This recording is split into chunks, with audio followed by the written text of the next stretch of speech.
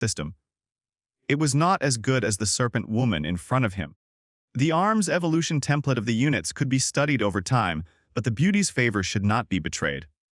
He gently took her fair and tender hand, smiling as he helped her up and patted her shoulder. "It's the thought that counts, my foolish slave girl." Hearing the slightly indulgent tone, Medusa felt her lascivious nature developing within her. Was this master really going to turn her, the Serpent Queen, into his lascivious flesh toy? Her voice trembled. "Master, about what Catherine's sister said before, that you want to play with me for an hour every day, and also about the semen." Charles was amazed.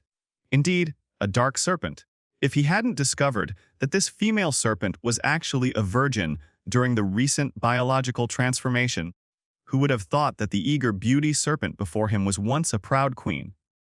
However, he shook his head helplessly. "I think we'll have to wait until the territory is completely settled. By then, both you and Catherine can come over to serve.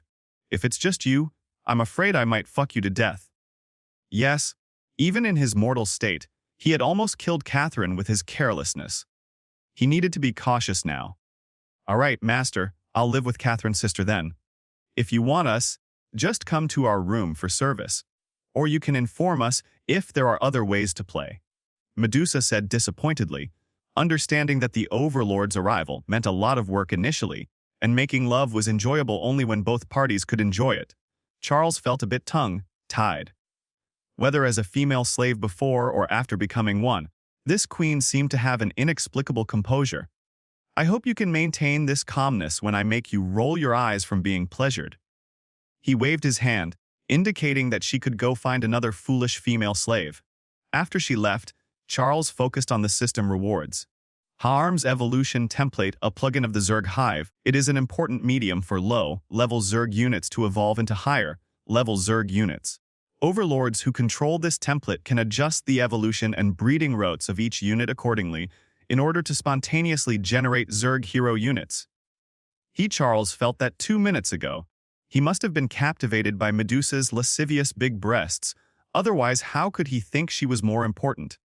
Muttering to himself, "Does the existence of the unit evolution template indicate that I need to accelerate the pace of mass-producing troops?" As everyone knows, as long as the base is large enough, it is not difficult to stack hundreds or thousands of Zerg hero units. Moreover, the explanation of this template also gave Charles a direction not to abandon the original units, that is, to cultivate the original low-level Zerg, as the chances of these Zerg ascending to heroes would be greater. Then, Charles began to contemplate the mysterious system. The first time was when he pushed Catherine to a threshold that no one else could satisfy except him in the training room, combined with penis education that made her 100% loyal to him, activating the system. The second time was when he defeated Medusa head on through the Overlord's bloodline, and further changed the Serpent's bloodline to make her more advanced, becoming his most loyal ruler under a combination of rewards and punishments.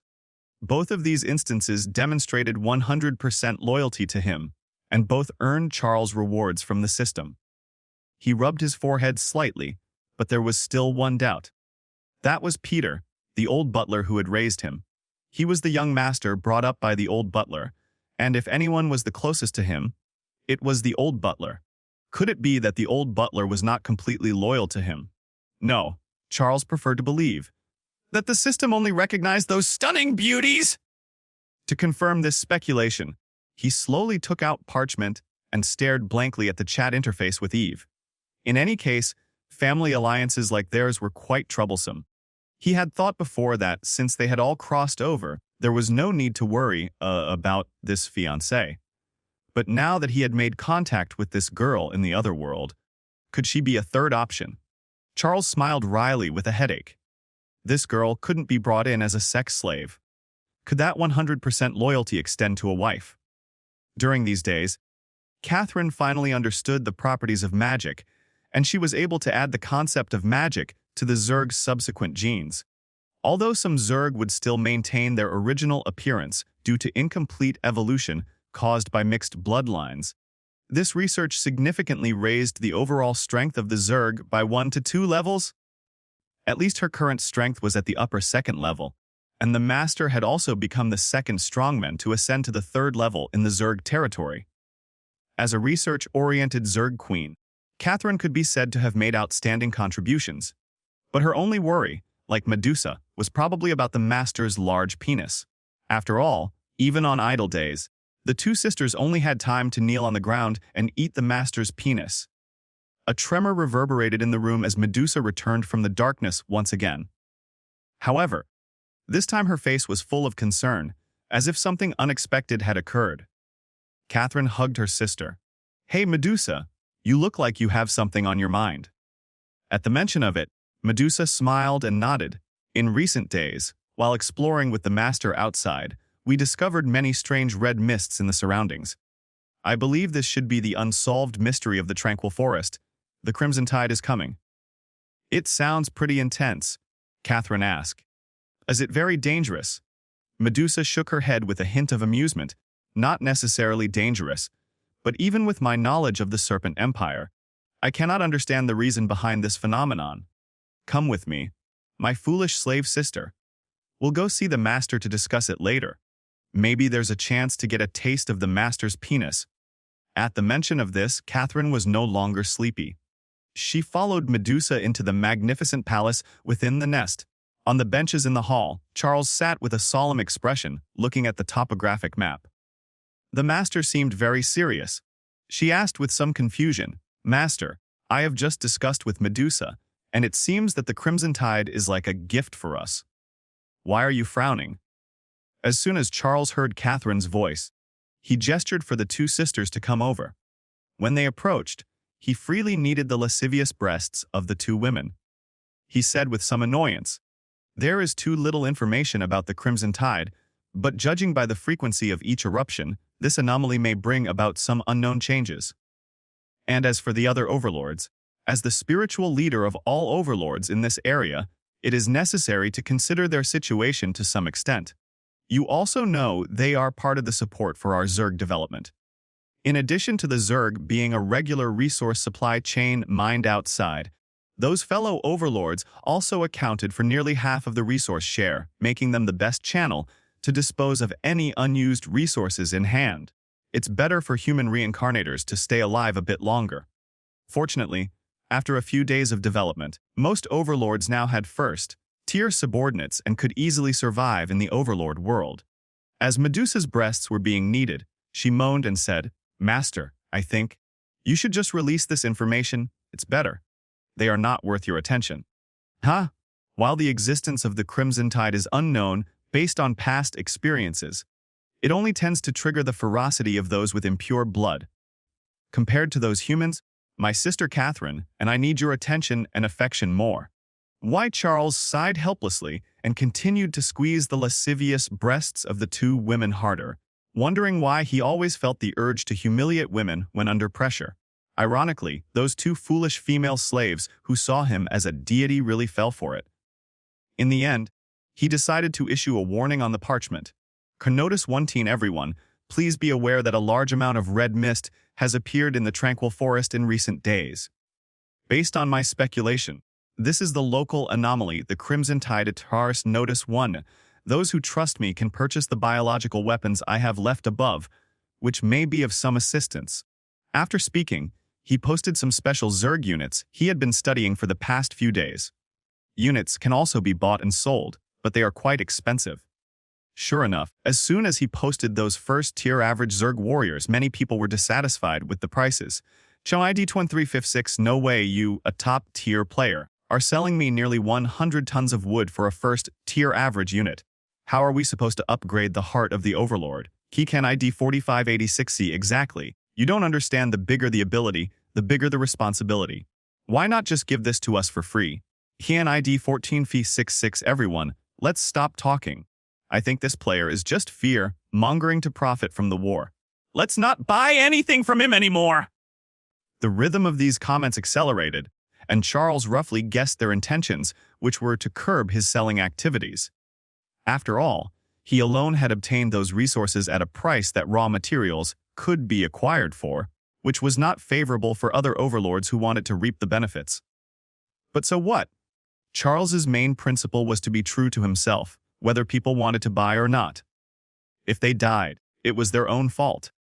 After all, when this wave is gone, there will be another. Selling his own Zerg units was actually a very loss-making venture, especially since the reproduction efficiency of the Queen's split was far behind the rapid deployment of troops. The parchment suddenly trembled. It turned out that the people who had previously traded with Charles had privately paid to exchange for Zerg warriors. It was only at this moment that a smile appeared on his face. Those who believed in him were better off alive. As for the others, let them go die. The spirited Queen Eve was also bold.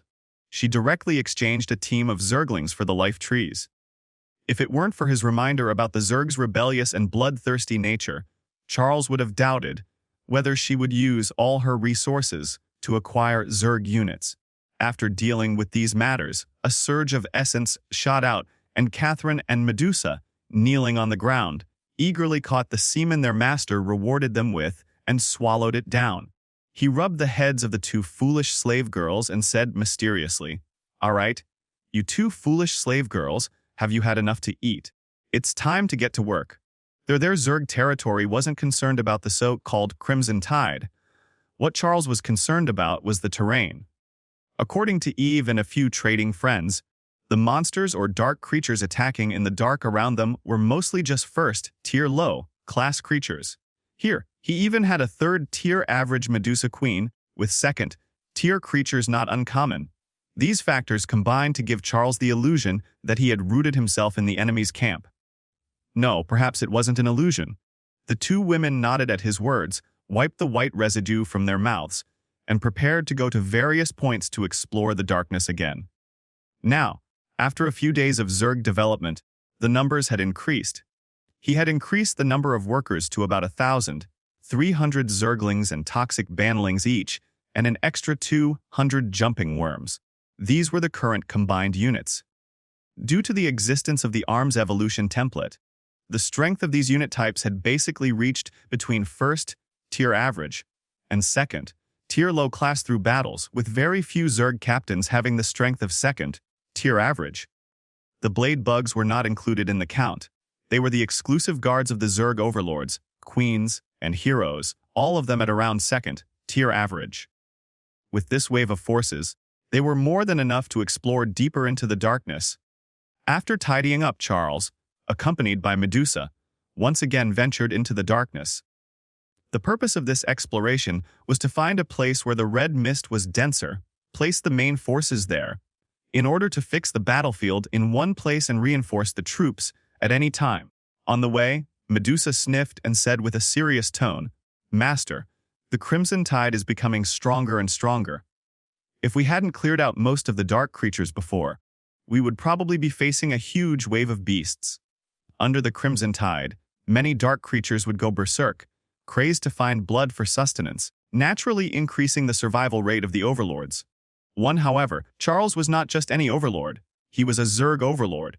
Upon hearing Medusa's words, he responded coldly, "In that case, we will lead the army to eradicate these dark creatures, and the Crimson Tide won't have any impact on our Zerg, no matter how it erupts."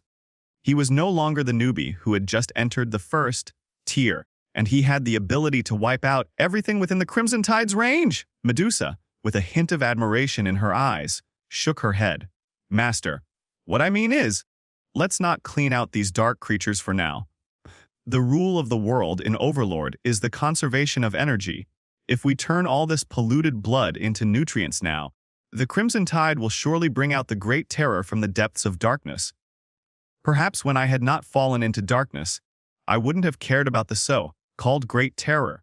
But not now. The upper limit of the tranquil forest is the 6th tier. Medusa was brought down a level to become a member of the forest by the Serpent Emperor through a dark curse. Charles was taken aback by her words. "Do you have any suggestions then?" This was a saying that Charles had never heard of in his past life, truly worthy of being a princess from the Serpent Empire. Now she was his personal pleasure slaves. Medusa pondered for a while after hearing this, and finally said slowly, "I think we should abandon external plundering for now and focus on training our troops. I may not be outstanding, but I was once a princess who challenged the Serpent Clan and the Serpent Emperor. So I also know some of the Serpent clan's training methods. I wonder if the Master would be willing to collect more Serpent beings and have them transformed into Zerg for me to personally instruct them. Her gaze was somewhat nervous, afraid that the Master would think she was overarming herself. It was precisely because of this that the Serpent Emperor did not tolerate her and cursed her through conspiracy. Fortunately, Charles was not someone who feared subordinates becoming too powerful. Or rather, the identity of the Zerg overlord itself did not require specific merits to prove. He had been a dictator from the beginning. That's not a problem. But I am curious, before you fell into darkness, what was your true strength? And what about your elder sister, the Serpent Emperor? The Charles was genuinely curious. In his previous life, that Serpent Emperor had reached the 11th tier of strength, ruling the Serpent clan and occupying part of the continent of Overlord. 11th tier, not far from the legendary gods. Medusa's expression faltered at his words, then she gritted her teeth and said, "Before falling into darkness, my strength was 7th tier high class. And that Serpent Emperor, my elder sister, was 1 tier higher than me at 8th tier low class. With the resources poured into the Serpent Empire and the Serpent Emperor's legacy, I estimate that she now has at least the strength of the 10th tier. But don't think I'm overestimating myself. The royals know each other best, so I know the biggest weakness. As long as you have the strength of the 7th tier, I can make the 10th tier Serpent Emperor unable to do anything to you." The younger sister knows the elder sister the best. During their time in the Serpent Empire, they were evenly matched. The elder sister had high strength and talent, while the younger sister played with politics and trained in military tactics. Unfortunately, it wasn't until Medusa was betrayed by her own subordinates that she realized the Serpent Emperor's political acumen was not weaker than hers. Charles didn't say much. After all, he had the Zerg system and the identity of an overlord. In this life, he would achieve godhood no matter what. When the time came, he would have that Serpent Emperor serve alongside his little female slave, making the game even more thrilling. The two patrolled in the dark for a while, ensuring that the map layout they had planned earlier was correct before returning. And this time, they were preparing for the arrival of the Crimson Tide. Charles not only needed to weaken the power of the dark creatures, but also instructed Medusa to be the overall commander of the Serpent special units. Perhaps in a few days, she would build an elite Zerg team for Charles. In the tranquil forest, the red mist began to thicken. If one listened carefully, there were eerie roars coming from within the mist. More and more people noticed that something was amiss and began privately buying Zerg warriors from number 1 to increase their sense of security. Finally, the parchment issued a warning. Inattention, the once-in-a-century bloody revelry is about to begin. 3 days from now, the Crimson Tide will open. Wishing all overlords a safe passage? It was the ultimatum on the parchment that finally woke up those who were complacent, unscrupulous, and indecisive overlords. Number 1 was telling the truth. The Crimson Tide was coming! Thinking back to Charles' previous speech, everyone rushed to buy Zerg guards. Unfortunately, when they went back to the trading center, sales had unexpectedly stopped. Number 1467's, oh no, I shouldn't have doubted number 1. It's those real war profiteers who missiled us! Number 1, please save me! The number 466668's, the Crimson Tide is really coming! Master, help me! I won't call you a war profiteer again. Thank you! Number 777646 is number 1. Come out and save me. I tell you, I am a mayor in the real city. I order you to save me. Looking at the content on the parchment, Charles couldn't help but laugh. Were these people expecting to stand and have their meals served? Truly, it's a case of a greedy serpent trying to swallow an elephant. Not to mention that he no longer had any Zerg warriors to sell. Even if he did, he wouldn't trade with these kinds of people. Sometimes, even if they were customers, they couldn't be too indulged. Isn't it just death? Just go and die. Charles really didn't lack such people. As for the oddball who threatened with real, world authority, that was even more laughable. Let's talk after you survive and return. Chenevieve, hey, my dear fiancé, you wouldn't be soft-hearted, would you? Charles looked at the note and felt like Eve behind him was already holding back laughter. His face darkened and he left a message with his mind. Had Charles impossible, why should I save a group of people who don't trust me? Charles, as for you, The elf's basic facilities are not lacking. How has your development been going to the extent of wanting to borrow Zerg warriors from me? Eve, haha, besides the initial chaos, my development has been good these days. There are now several second-tier medium wood elves guarding the elf queen. Eve, as for why I still want to buy your Zerg, it's just out of curiosity to see what kind of Zerg you have. If they are not strong enough, you should consider your own backside. Pecan Eve Charles, you just wait for your queen to come over and conquer your big penis! Shan Charles, this little slut is quite arrogant. Be careful, one day I might just get a transmission card specifically to fuck your asshole and make you cry! Well, another day of flirting with my occasionally hysterical fiancée. In the following days, Charles had a lot of free time. He would occasionally visit the Zerg to see Medusa training the Serpent Zerg, and then go to the control platform to check on Catherine, whose hands were almost smoking from her fast work. The stark contrast made it a day of superiority for Charles, who himself only needed to leisurely go to 2 lounges, drop his pants, and wait for the female slaves to enjoy their services. This emperor, like debauched life, really made him lose himself in pleasure. But unfortunately, such times always passed quickly because Medusa had already trained with results. Carabyssal Serpent Soldier Hem Combat Power 2nd, Tier Low Hand Skills. Proficiency in Marksmanship. Hem Military Formation Insect Legion. IA Military Formation requires at least 20 units, each unit adding a certain degree of formation killing power, reaching its peak strength in fighting against Tier 3 enemies. This data truly shows that the Prince of the Serpent Empire is the most skilled in military training. Charles took a towel and wiped the fine sweat from Medusa's forehead, speaking gently, "You've worked hard, Medusa. This military formation is very strong, probably a great weapon for dealing with battles." Medusa smiled bitterly at the words, shaking her head. "Master, this is not even the strongest power of the swarm formation, mainly because the military formations I previously learned were from different races. So now I need some time to figure it out." However, when the Crimson Tide arrives, these Zerg warriors will definitely be able to elevate their combat power to the 2nd-tier medium, as long as they have enough nourishment and battle experience. Speaking of which, Medusa felt that the Zerg race was too extreme. Not only were they natural killing machines, but their advancement pattern was also very simple, just needing to eat and kill. This is damn outrageous. What's even more outrageous is the hero permissions Charles granted her, allowing her to command these Zerg warriors to do as she pleases, which is much more enjoyable than training the Serpent warriors.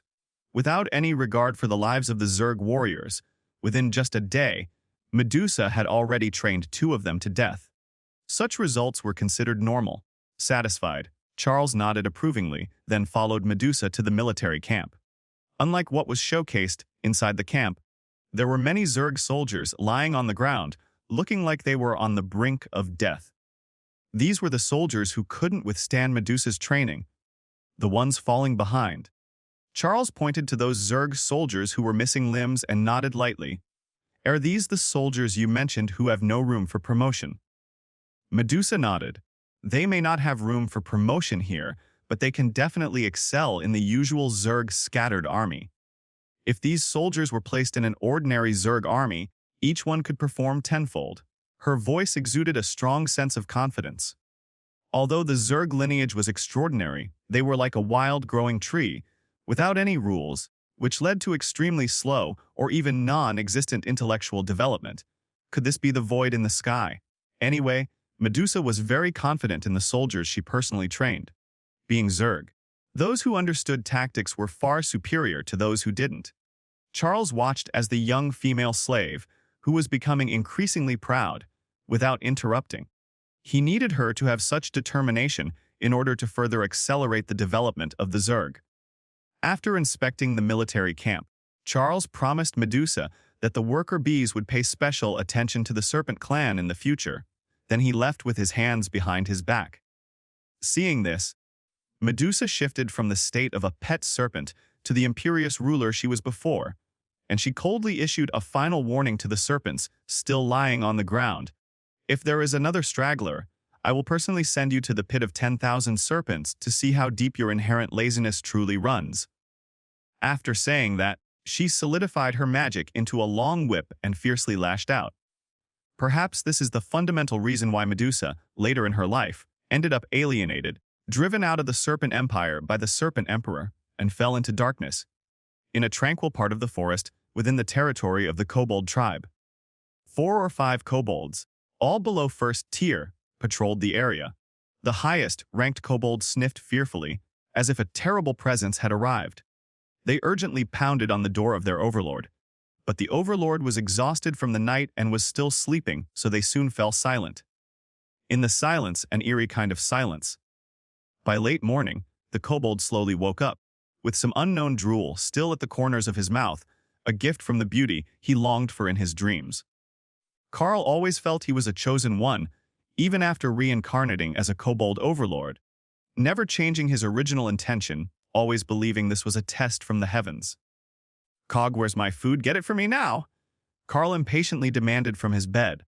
Half a day had passed without any news. Could it be that those brats had also betrayed and fled? Carl sensed something was amiss, but decided to go out and take a look. Perhaps the kobolds were just collectively oversleeping out of exhaustion. Well, he would definitely give them a good thrashing later! The door swung open slowly, as red mist began to spread gradually. Carl dismissed this, as number 1 had talked about how terrifying the Crimson Tide was, yet wasn't he already dead? Soon, he saw a few lazy kobolds squatting and secretly eating something unknown. Carl was furious. These little rascals were secretly eating behind the back of their overlord. He angrily pulled the kobolds away, then kicked the one who outranked him, saying, "Cog, how dare you eat alone? Do you want to die?" Unfortunately, this time he didn't face the kobold's surrender. "What's wrong with you? Why are your eyes red?" "Arg! No, how dare you kill the master!" Blood seeped into the soil, adding a hint of bloodiness to the originally colorless and tasteless red mist.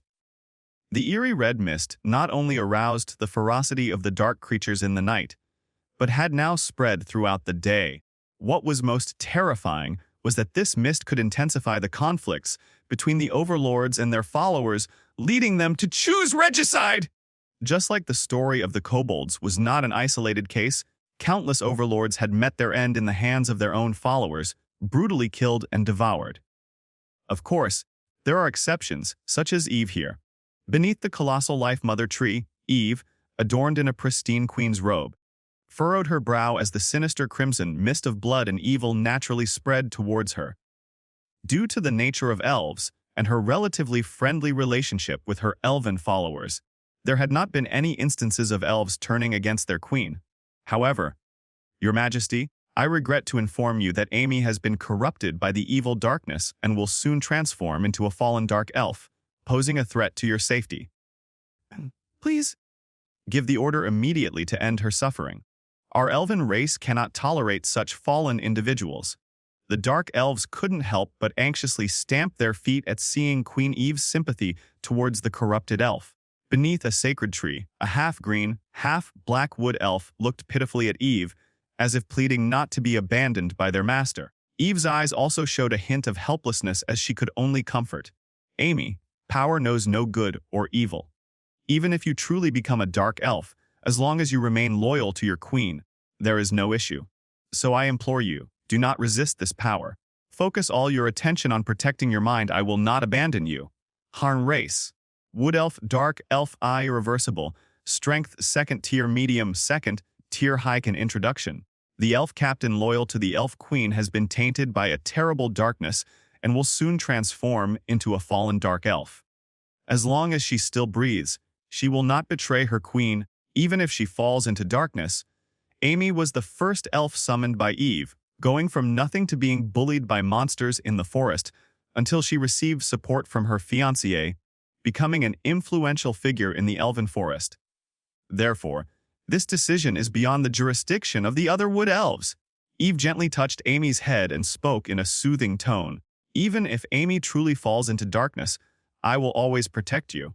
Or rather, if you were to turn into a dark elf, would you still be willing to protect your queen? If so, then please accept its power, and then continue to use its power to completely sweep away the darkness in front of your queen. Looking at the caring gaze of the queen, Amy nodded firmly. strengthening her resolve to be loyal. The next moment, countless roars of beasts resounded. The elves no longer dwelled on this issue, and a few guards remained vigilant around Eve, watching out for threats from the unknown. Seeing this, a slight smile appeared on Eve's face. If it were just this, it wouldn't be enough to overcome Charles' love for her. Sure enough, in just a few seconds, those monsters lost their vitality. One by one, the Zerglings with fierce faces killed the intruding monsters and presented them in front of Eve before disappearing on the spot. Compared to other Zerg warriors, Charles specifically gave this particular Zerglings an order to protect his fiancée. Charles, oh Charles, now you probably only protect me this way because my surname is Anna, right? Eve's eyes showed helplessness, but deep down, there was an immense possessiveness. One day she would conquer him. Conquer this cheeky little devil who was always horny but couldn't get any action. And then, she would fuck him hard! In the thickest part of the Crimson Mist, countless Zerg had already stationed themselves, including the 3 super units. Charles felt a bit uncomfortable as he rubbed his nose, annoyed that he had become a Zerg overlord and still hadn't stopped sneezing. Catherine teased, "Master, is there a young lady who misses you again? Is it your elven fiancée?" Both Medusa and Catherine felt a bit resentful towards the mistress who had been designated without even meeting her. While they were content to be the master's flesh slaves, what right did that elf have to become the lady of the house just because she could flirt? Medusa, for the time being, set aside the war and kept a close eye on the master. "I can accept being your sex slave, but why should there be a lady of the house who might end up ordering me around once we live together?" Seeing the defiant looks of his 2 dumb female slaves, Charles wasn't angry, just resignedly said, "There's nothing I can do. Logically speaking, that girl is considered the niece of my closest aunt. Both families have a long history of intermarriage. Know that the continent of Overlord has arrived. This relationship shouldn't be a problem. But rest assured, while nominally you are my female slaves, in reality, I may not necessarily consider her as a wife. You are all my horny female slaves. You during ordinary times, such a scumbag's speech would undoubtedly have been met with ridicule, but the 2 women felt it was only natural. After all, as the Grand Zerg Queen and Serpent Queen, they could only act as seductive bitches wagging their tails. How could an elf they had never met be the master? Rather than worry about scarcity, they worried about inequality. It would be best if everyone in this household were female slaves like them, so that when they engage in debauchery, there would be no distinction between high and low. Perhaps there were too many words exchanged between them, as it led to an increasing amount of crimson mist in the area, with entities and eerie sounds gradually emerging from within the mist.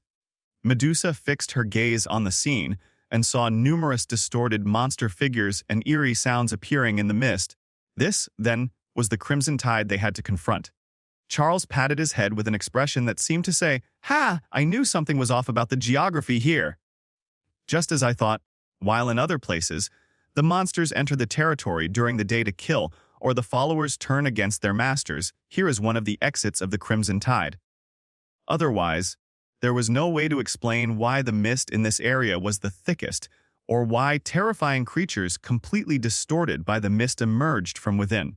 Charles forcefully cast a gaze filled with data over, explaining the reason for this situation. His strength second, tier Lohan introduction dark creatures corrupted by the crimson tide now have exchanged their brains for powers far beyond others.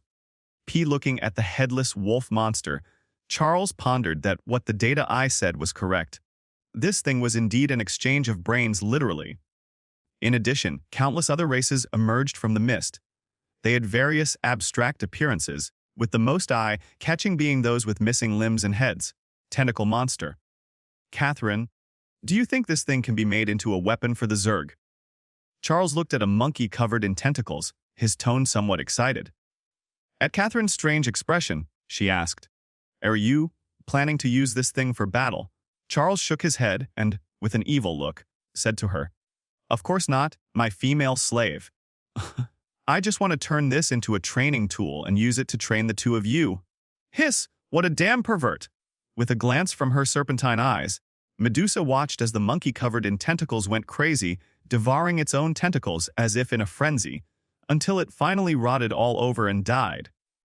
Looking at her master with indifference, she smiled sardonically. "Master, are you willing to ruin our lascivious bodies for a moment of pleasure?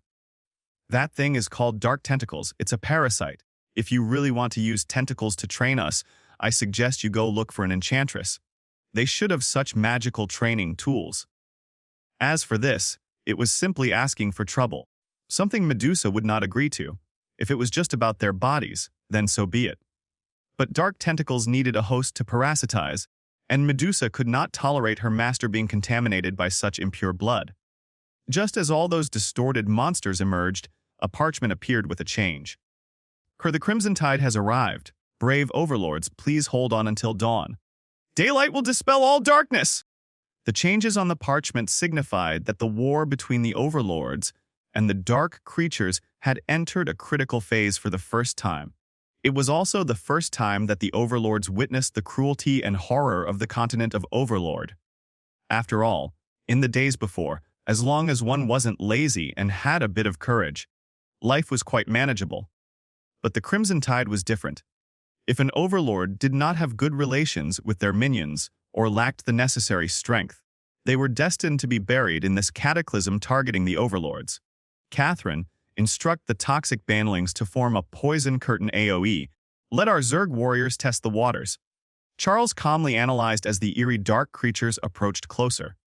It's always a good idea to probe with long-range attacks first. Upon hearing this, Catherine immediately used her powerful mental abilities for micro-management, directing the entire group of toxic banlings to use their poison-spitting skill, creating a thick barrier of toxic attributes. As the barrier was being assembled, Medusa, with her imperial might, casually waved her sleeve, sending the slowly advancing poison curtain rushing towards the group of dark creatures. The poison corroded their bodies deeply, like a bone-deep wound. Some of those closer to the poison curtain were directly turned into a pool of pus. However, none of the three present were satisfied with this result. Catherine looked grimly at the increasingly twisted dark creatures. Her face darkened as she said, "Master, this time the toxic banlings might not be as effective. These dark creatures are clearly not flesh and blood beings but a bunch of rotting souls." Indeed, although on the surface it appeared that these eerie creatures were fearlessly charging, the root cause was the corrupted and fallen souls driving them. Otherwise, these creatures would just be heaps of rotten flesh, long dead. Charles nodded upon hearing this and then coldly instructed, "Have all the toxic banlings self-destruct. From what I've seen, these creatures can still be affected by physical damage to some extent. The chain reaction of the toxic banlings' explosions should be enough to wipe out this wave of dark creatures."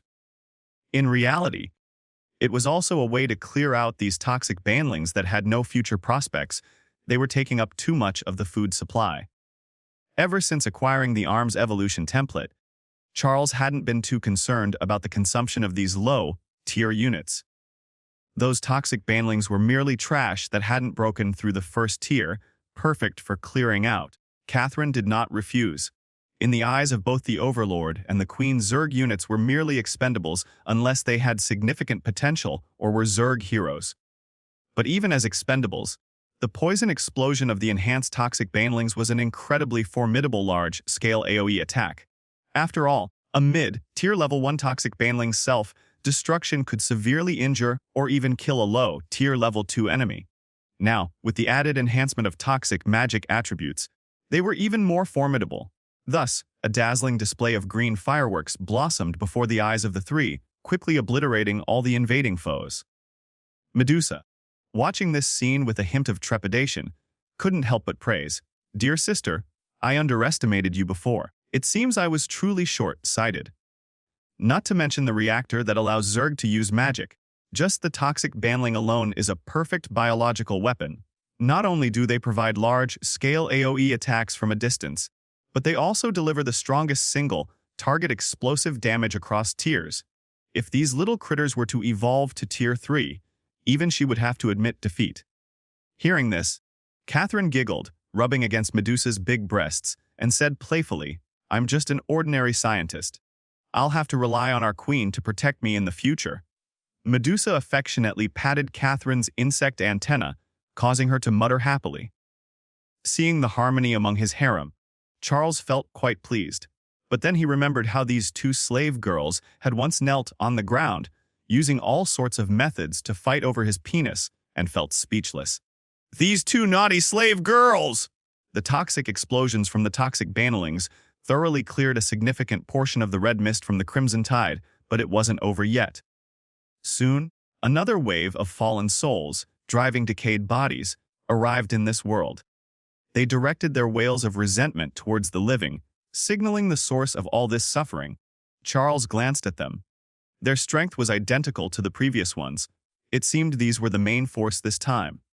Damn it, low tier level 2 as the main force, and they keep coming in waves. Charles couldn't imagine the despair of those unlucky overlords who were stationed at the breach.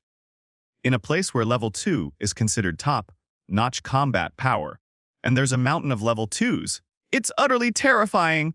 Deploy the jumpers and zerglings for battle.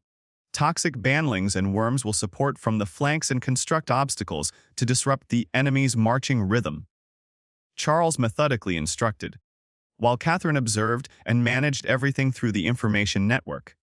This battle wasn't just a calamity. It was also a chance to acquire countless resources and opportunities for advancement. Zerg warriors need a baptism of blood to grow stronger. On the complex terrain, the Zerg warriors utilized the advantages created by the worms to relentlessly assault the dark creatures. Whenever the enemies counterattacked, the Zerg would retreat and establish a second line of trenches, continuing their earlier tactics. Seeing Catherine having a blast, Charles remarked somewhat speechlessly, "Where did you learn this military strategy? It looks as enjoyable as playing a game, making me want to join in." Hearing this, Catherine immediately relinquished some of her control to him, giggling as she said, "This Zerg system integrates these tactics directly. Oh. Normally, as the Zerg queen, I should just program the Zerg from home. But you know, I'm an unconventional Zerg queen. I prefer bloodshed and the unknown. It is the unknown that fuels the spirit of relentless research and exploration. And it is through bloodshed that she reflects on the words her master spoke to her in the training room. How can she be content with just being logistics when waging war alongside her master?" Charles smiled at her words and began to operate according to Catherine's method. At first, he wasn't as meticulous as she was, but after a few Zerg deaths, his command abilities quickly surpassed Catherine's, even leading by a significant margin. The Zerg moved with an eerie precision, greatly accelerating the slaughter. Watching her master and sister command the Zerg soldiers with such deadly efficiency, Medusa wore a look of envy. Her own mental and heroic attributes didn't allow her to command such a large number of Zerg. Catherine, on the other hand, possessed exceptionally strong mental abilities, making her a hero unit capable of managing through the information network to dominate the battlefield. A strategist unit. Medusa was the top-tier combatant, the general who led the charge. As for Charles, he was the marshal, the leader who controlled the entire situation. Generals cannot command all the troops. They can only lead elite units. 2 hours later, this wave of dark creatures was finally completely repelled. Around 1,000 Zerg troops had been reduced to about 800. 1,000 kills with 200 losses was a decent outcome. The most important thing was that the Zerg had overall ascended a tier, all breaking through the threshold of level 2. Among them were Zerg prodigies who had directly jumped from mid-tier level 1 to low-tier level 2, significantly boosting the combat prowess of the squad.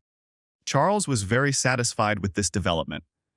There were even signs that some of the Zerg were on the verge of breaking through to high-tier level 2. Another intense battle might complete the initial step of evolving local Zerg heroes. However, the excitement was short-lived. A dazzling black spear suddenly pierced through the body of a Zergling poised to break into high-tier level 2, ending its potential. Charles's face darkened like the bottom of a pot. He stared angrily at the headless knight slowly emerging from the red mist. It was the one who had thrown the spear! Shay Combat Power High-Tier Level 2 Description: a fallen soul tainted by sin, now returned once more. This thing killed my Zerg hero seed. Charles's expression was grim as the Overlord's spear began to coalesce. The abyssal power emanating from him made Medusa reflect with awe. Although training up to level 4 was indeed relatively straightforward, her master's growth rate was astonishingly rapid. She recalled that just a week ago, her mid-tier level 3 strength was enough to overpower him. Now, she could only kneel and await his whims. Seeing her master's genuine rage, Catherine used the information network to pull the Zerg away from the area. The Overlord's spear plunged fiercely into the knight's body, reducing the knight to ashes in an instant. Subsequently, a chain reaction of explosions, similar to those of toxic banlings, ensued, clearing out a small wave of monsters. The dim light was like a brilliant firework, annihilating all the dark creatures that stood alongside the undead knight. Seeing that the creature was killed by his own hand, Charles said with a grim expression, "Dispatch our elite biological weapons, the blade bugs. Those high-grade creatures must not break the rules." Besides that undead knight, there were other high-tier level 2 entities lurking around, like cunning old shadows. Catherine nodded and then signaled the nearby blade bugs to join the battle. In truth, compared to the native species that hatched from eggs, blade bugs were more like consumables. Or rather, judging by their attributes, they were destined to be mere expendables. The synthesis formula for these creatures was simply materials plus seasoning, leaving no room for any value appreciation. They were essentially super soldiers that could be pasted as long as resources were available. Their only real advantage was that equipping a blade bug with a queen's blade generally elevated its combat power by a tier. In the next second, those powerful blade bugs, each with a unique appearance, surged into the war. The scales of victory began to tip, and the battle resumed with renewed ferocity. Gradually, the crimson mist dissipated, thinning until it vanished entirely. As Charles observed the now cleansed forest, his previously relaxed expression turned serious. If the crimson tide had truly subsided, the continent of Overlord should have acknowledged his efforts with some form of reward, rather than maintaining this unsettling silence. Sure enough, another wave of dark creatures attacked, and this time the monsters were at Tier 3. They had pure purple bodies, with terrifying tentacles twitching mindlessly, floating in the air like ghosts. Hey, ephemeral beings of the underworld, L larvae, harass ephemeral beings of the underworld, har combat power low tier, level 3, skills undead screech, ephemeral tremor, honor description. Ordinary ephemeral creatures connected to the lands of the underworld, typically found at the boundary between life and death. Great. These things made Charles fully realize exactly where he was. Near the underworld, damn it! No wonder there were so many dark creatures here. It turned out this place was connected to the land of the dead, and even served as a boundary point. The land of the dead was a place that Charles would have fled from in his previous life upon hearing its name. The weakest beings emerging from there were at least Tier 3, with no upper limit. In that realm, the ephemeral beings of the underworld were so weak that even the most insignificant entity could bully them.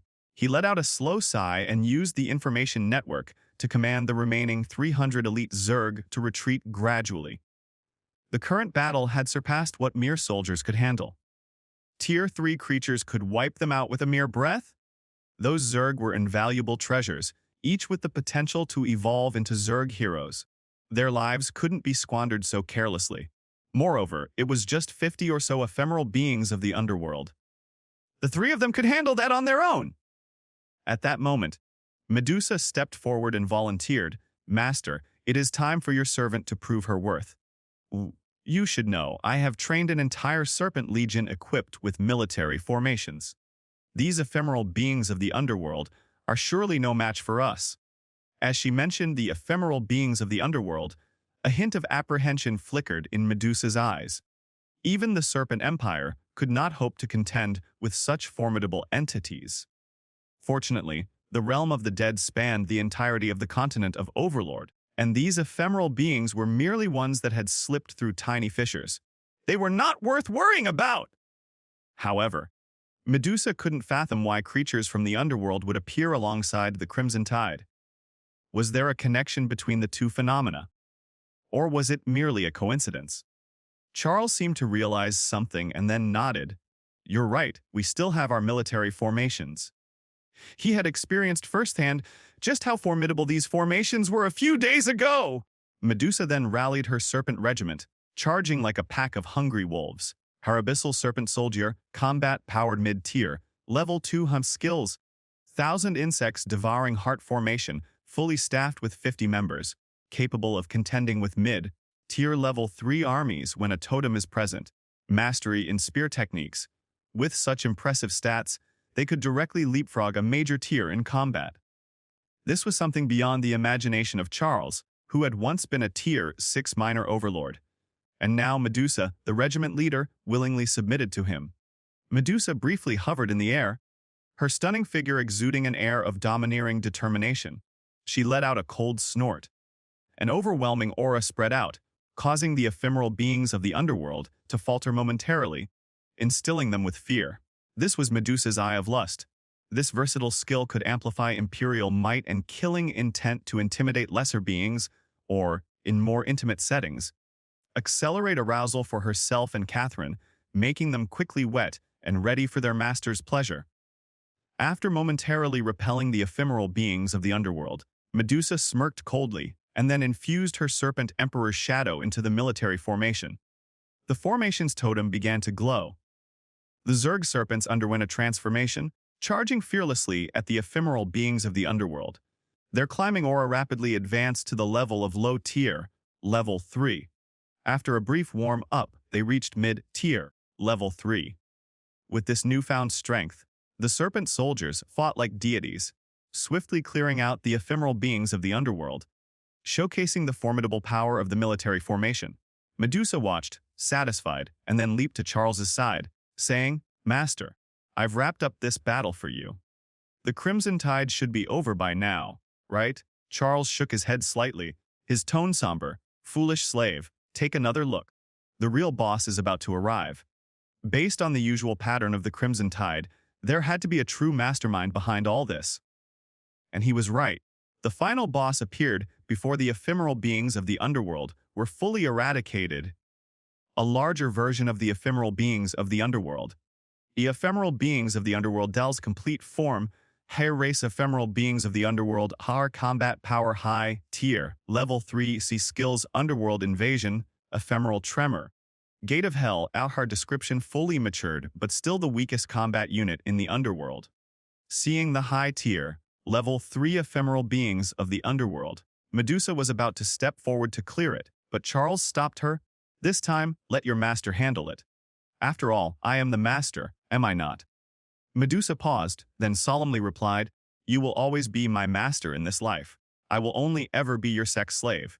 If that's the reason, let me handle it for you." Charles gently patted Medusa's head, his tone warm. "It's all right. Your master is just feeling a bit idle. Though it is a high tier, level 3 ephemeral beings of the underworld, don't forget, I am a Zerg overlord. A mere leap in combat level is as trivial as drinking water or eating food." Hearing his immensely confident voice, both Catherine and Medusa felt an overwhelming urge to submit to him immediately. Perhaps it was only such a powerful overlord, who dared to challenge higher levels and remained vigilant even in comfort, that could win the hearts of these two women. Having said that, Charles spread his expansive overlord wings and swiftly flew towards the ephemeral beings of the underworld. As he faced the high-tier, level 3 entity, a smirk of disdain appeared on Charles's lips. He had once been a tier 6 overlord. How could he be intimidated by a mere tier 3 creature from the fringes of the underworld? A black spear materialized in his hand, and with a cold expression, he charged at the ephemeral beings of the underworld. The ephemeral beings of the underworld, enraged that a mere mid-tier level 3 dared to challenge it, let out a piercing screech, unleashing an overwhelming wave of purple underworld aura. Sensing the threat of this aura, Charles casually twirled his spear, sending a gust of wind that returned the underworld aura back to the ephemeral beings of the underworld. This was the essence of magical attribute manipulation. Unfortunately, being a creature of the underworld, the ephemeral beings of the underworld sustained minimal damage from its own aura. It only paused momentarily. Then, like a malevolent specter, it unleashed countless tentacles, each covered in suckers capable of draining any creature dry upon contact. As the tentacles surged towards him, Charles remained expressionless, swinging his spear once more. Flames of darkness incinerated the tentacles completely. The ephemeral beings of the underworld continued to attack Charles relentlessly, but none of its attempts even grazed him. Finally, growing impatient, it resorted to its ultimate move. Chapter 20 Die Server, Level Trading Channel, Alien Unit Template! Although it was called the Gate of Hell, in reality, it was merely a vortex centered around its own body, designed to absorb everything in its path. The boundless suction force, combined with the underworld attributes of the ephemeral beings of the underworld, earned it the moniker Gate of Hell. Charles's response to this was straightforward. He continuously spun the Overlord's spear, creating a whirlwind. No, not a small whirlwind. As the whirlwind spun faster and faster, it grew larger and larger, to the point where even Charles himself struggled to maintain his footing. This move had no name, or rather, as the Overlord, every move Charles made was a technique. There were no definitive ultimate moves. The black whirlwind sporadically sparked with lightning, resembling an apocalyptic scene, utterly terrifying. He gazed at the ephemeral beings of the underworld and softly murmured, "Let's call it the dark piercing spear. It's easy to remember, recite, and use." With that, the Overlord's spear, accompanied by the infinite black whirlwind and lightning, pierced through the body of the ephemeral beings of the underworld, swiftly draining its previously formidable life force. The purple body gradually descended, signifying the end of this crimson tide. The notification sound from the continent of Overlord echoed like the most beautiful symphony. However, the content of the notification left Charles somewhat exasperated. Congratulations to Overlord No. 1 for being the first to endure the Crimson Tide and successfully intercepting a small Crimson Tide node, thereby preventing disaster in that region. Key rewards are as follows: server, level trading privileges. Henceforth, Overlords can access the server, level trading center for transactions, advanced unit, alien template, and golden, grade heart of the Overlord. Putting aside the richness of the system rewards, the fact that cutting off one node revealed just how precarious Charles's location was. A Crimson Tide node right next to his territory meant he had no choice but to eliminate it, didn't it? No wonder there were so many dark creatures in that place. It turned out he had settled right in their main stronghold. And this was only the Crimson Tide. Considering an ephemeral beings of the underworld appeared during this battle, it implied that the place also harbored a node connecting to the realm of the dead. Good grief. Whether it's low-level dark creatures or high-level monsters, they all seem to have been arranged for him, haven't they? The rewards were nothing short of extraordinary. Being the first to clear a node surpassed the boundaries of a novice Overlord, prompting the will of the continent of Overlord to be exceedingly generous this time. The heart of the Overlord, for instance, was a prized item that any knowledgeable person would covet. It significantly boosted the output of one's territory and the combat prowess of one's followers. Most crucially, it also elevated the power cap for both followers and the Overlord himself. With this upgrade, Medusa could instantly break through to Tier 4 and become a formidable Tier 4 combatant. Having the qualification to trade across the entire server was really impressive. Consider this. Merely trading within the Quiet Forest District had already accelerated his resource development so rapidly. Now imagine the potential of a server-wide domain! If a district-level channel initially accommodated only 50,000 people, a server-level channel could encompass a staggering 50 million, spanning 2 whole orders of magnitude. This starkly illustrated the difference between a small area and a vast domain. With such a massive traffic flow and trading volume, Charles could easily double the current prices and still sell out instantly. Even at those inflated prices, items would likely be snapped up in a heartbeat, no matter how many he put up for sale. The Zerg had no cultivation methods. Their strength was solely enhanced through devouring for evolution and Catherine's research. Thus, this wave of transactions represented an endless win-win situation. Moreover, the bloodthirsty Zergs were ready for hatching. Once the server-wide trading channel opened, countless races would participate, including those dealing in blood-related attributes.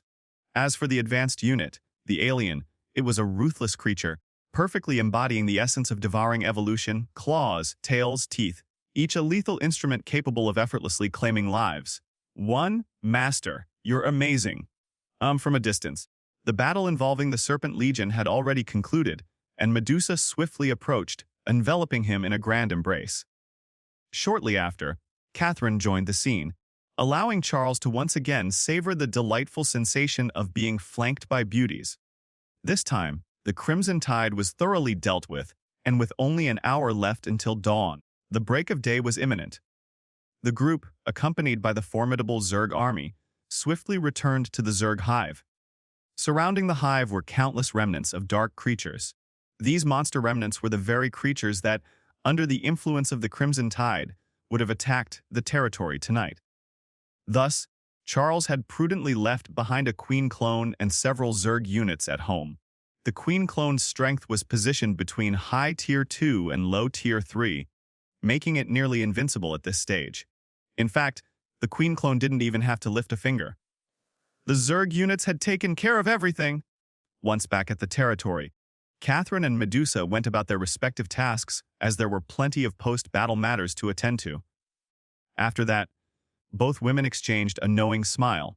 Their master had once said that once the survival pressure eased, he would thoroughly fuck them. Sure, penis might be delicious, but whose extravagant and indulgent overlord master wouldn't ejaculate in a woman's vagina every day? Except for that guy, Charles! This time, surely the master wouldn't find another excuse to dodge. Medusa was already planning to head to the former Dark Serpent territory to retrieve all the hidden training tools once she finished her military duties. Tonight, she intended to ensure Charles had his fill of pleasure. That included both of them, who were also feeling quite unfulfilled. Unaware of the schemes his two little slave girls were concocting, Charles lay on his bed, perusing a parchment. The Crimson Tide forecast had now disappeared, leaving only about 10,000 people in the district channel. The last time the numbers had dwindled so drastically was when they had just entered the continent of Overlord as ordinary people without the heart of the Overlord. This Crimson Tide had proven to be even more brutal. His eyes carried a hint of helplessness. Despite having repeatedly conveyed this information, no one seemed to believe him. Some even went as far as to label him a ruthless landlord profiting from the war. Still want to be stubborn. Transcript of the district channel Han ID 2060. This is terrifying. Oh my god. Do you know what I went through? One of my followers tried to kill me! If it weren't for a few other followers protecting me, I'd be dead, either by the dark creatures or that traitor, Han ID 75333. This is hilarious. You guys won't believe it, but the dark creatures here were just a single low-tier, pitiful little monster. I kicked it away with 1 foot ID 5460. Why did I have nearly 20 of them? Although their levels were about the same as yours, this Crimson Tide is just too much! ID 7533s. I guess it's because I'm not far from Big Boss No 1. So he cleared out many of the dark creatures in that node which I originally needed to face. Thank you, Big Bro. ID 43046. This is absurd. Big Boss No 1 can clear a node all by himself at this stage. I don't even know what that means, but the last voice announcement was when he ascended to Silver, level Overlord. The conversation in the district channel gradually shifted its focus back to Charles. Why? Because those who had doubted him earlier and ignored his warnings had all perished. Seeing their curiosity about that day's events, Charles decided to share a video clip, capturing the second wave battle of Zerglings and jumping insects. The video caused quite a stir, with many people marveling at the prowess of Big Boss No 1. Naturally, his private chat interface was soon flooded with nude photos from countless women, attempting to exchange intimate pictures for resources through online relationships. In response, Charles activated a "Do Not Disturb" mode. He set it so that only messages from people he had actively contacted or added as friends would be accepted. All others were blocked. Then, in a fit of mischievousness, he forwarded those explicit photos to Eve. How would his classy fiancée react? Eve, Charles, if you're really that desperate, I can send you my private photos for your self-pleasure, but don't disgust me, okay? And Eve sent several of her private photos, accompanied by an emoji filled with fury, putting an end to the matter. Their conversations always seemed to veer toward the same topic: flirtatious banter. After about 2 hours, Catherine had completely dealt with the Zerg situation, while Medusa still needed some more time. On the way, this slut deliberately used Zerg technology to create a particularly thin lingerie, which looked from a distance like a playful lingerie that could be easily picked out with just a slight pinch without wearing clothes. Her face bore a look of determined confidence. Previously, countless survival trials had forced her and her master to barely have time for each other. But now things were different. With no pressing matters, what else was there to do but enjoy some intimate moments? Medusa, that beautiful serpent woman, was either training soldiers or dealing with military issues, which meant today she had her master all to herself. She gently knocked on the door, and when she heard permission to enter, she smiled and walked in seductively. Catherine glanced inside to see Charles busy at the strategy table, seemingly working on some plans. To be honest, her master was indeed a relentless workaholic.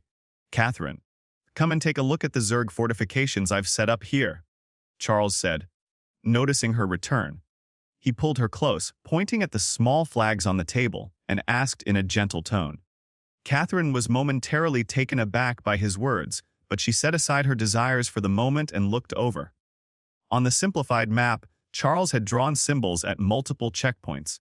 Based on what he had mentioned earlier, these were all required for Zerg fortifications. She observed closely and pointed to several spots. "Master, aside from these places, all you need to do is send some worms to dig nests. As for the other locations you've marked, I think they require overseers for long-range observation. And overseers, even with the resources we've recently gathered, we can only produce a few. This already counts as Zerg tactical fortifications." Charles was quite pleased with her analysis. Nodding and smiling, he said, "Yes, Catherine, we've already cleared out all the monsters within a 10-kilometer radius. To secure the area and extract resources, we need to use some Zerg for protection. The war is all about resources. If the Zerg only relied on him to source supplies from the trading center, their growth would be severely limited." He continued, "Soon, I'll upgrade the Heart of the Overlord to the gold tier. This will greatly enhance both the strength and number of Zerg we can accommodate. Everything requires money." Hearing this, Catherine's previously lustful mind cooled down. Right, she thought. Although they were no longer in immediate danger overall, they were still insignificant on the continent of Overlord. Is a silver tier Overlord really that strong?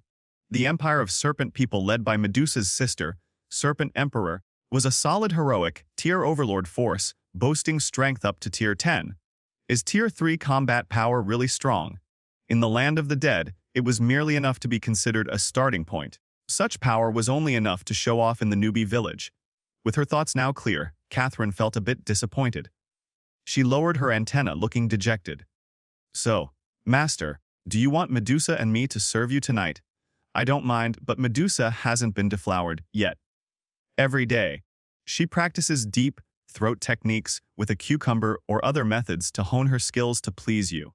She's so worried about ruining the experience for you that she doesn't even dare to masturbate." Listening to his little slave's pitiful voice, Charles snapped out of his thoughts. Right, Medusa hadn't been deflowered yet.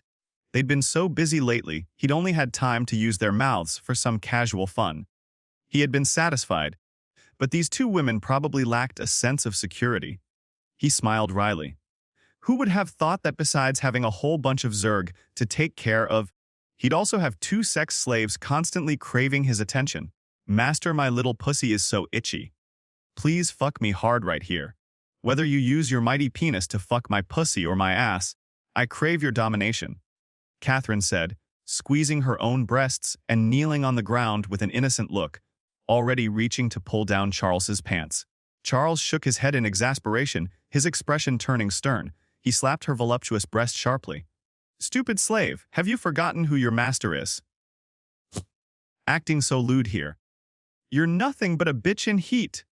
Just as Charles was about to punish her further, he noticed her pitiful expression and couldn't help but chuckle. "Do you know why your master hit you? Go and notify Medusa right now and have the worms construct a training room. Today is the day that Snake Slave gets deflowered. You both don't seem to know your place without a good fuck. Tonight, I'm going to thoroughly teach you a lesson, you filthy bitches." Catherine trembled as she listened to her master's degrading words. Moments later, a gurgling sound appeared in her buttocks. She climaxed with just a few curses. This showed just how long it had been since this lewd slave had experienced proper sex. She nodded excitedly, smiling. Okay! Tonight, I'll have Medusa join me, and we'll both kneel in the training room with the toys waiting for our master's deflowering. This was good news. She had to tell Medusa as soon as possible. Watching his little slave run off, leaving a trail, Charles felt his desire intensify. Tonight promised to be an epic battle that neither woman could win. After calming down a bit, Charles logged into the global channel to start selling his products. The serene forest was out of the question. After the Crimson Tide event, most overlords had entered a growth phase and were likely hoarding materials, making them harder to acquire.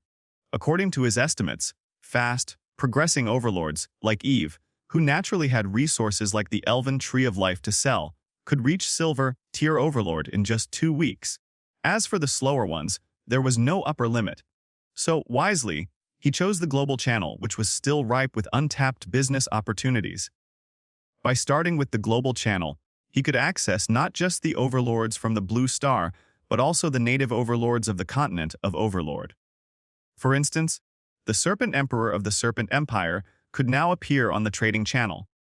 Essentially, defending against dark creatures was the responsibility of the entire continent of Overlord.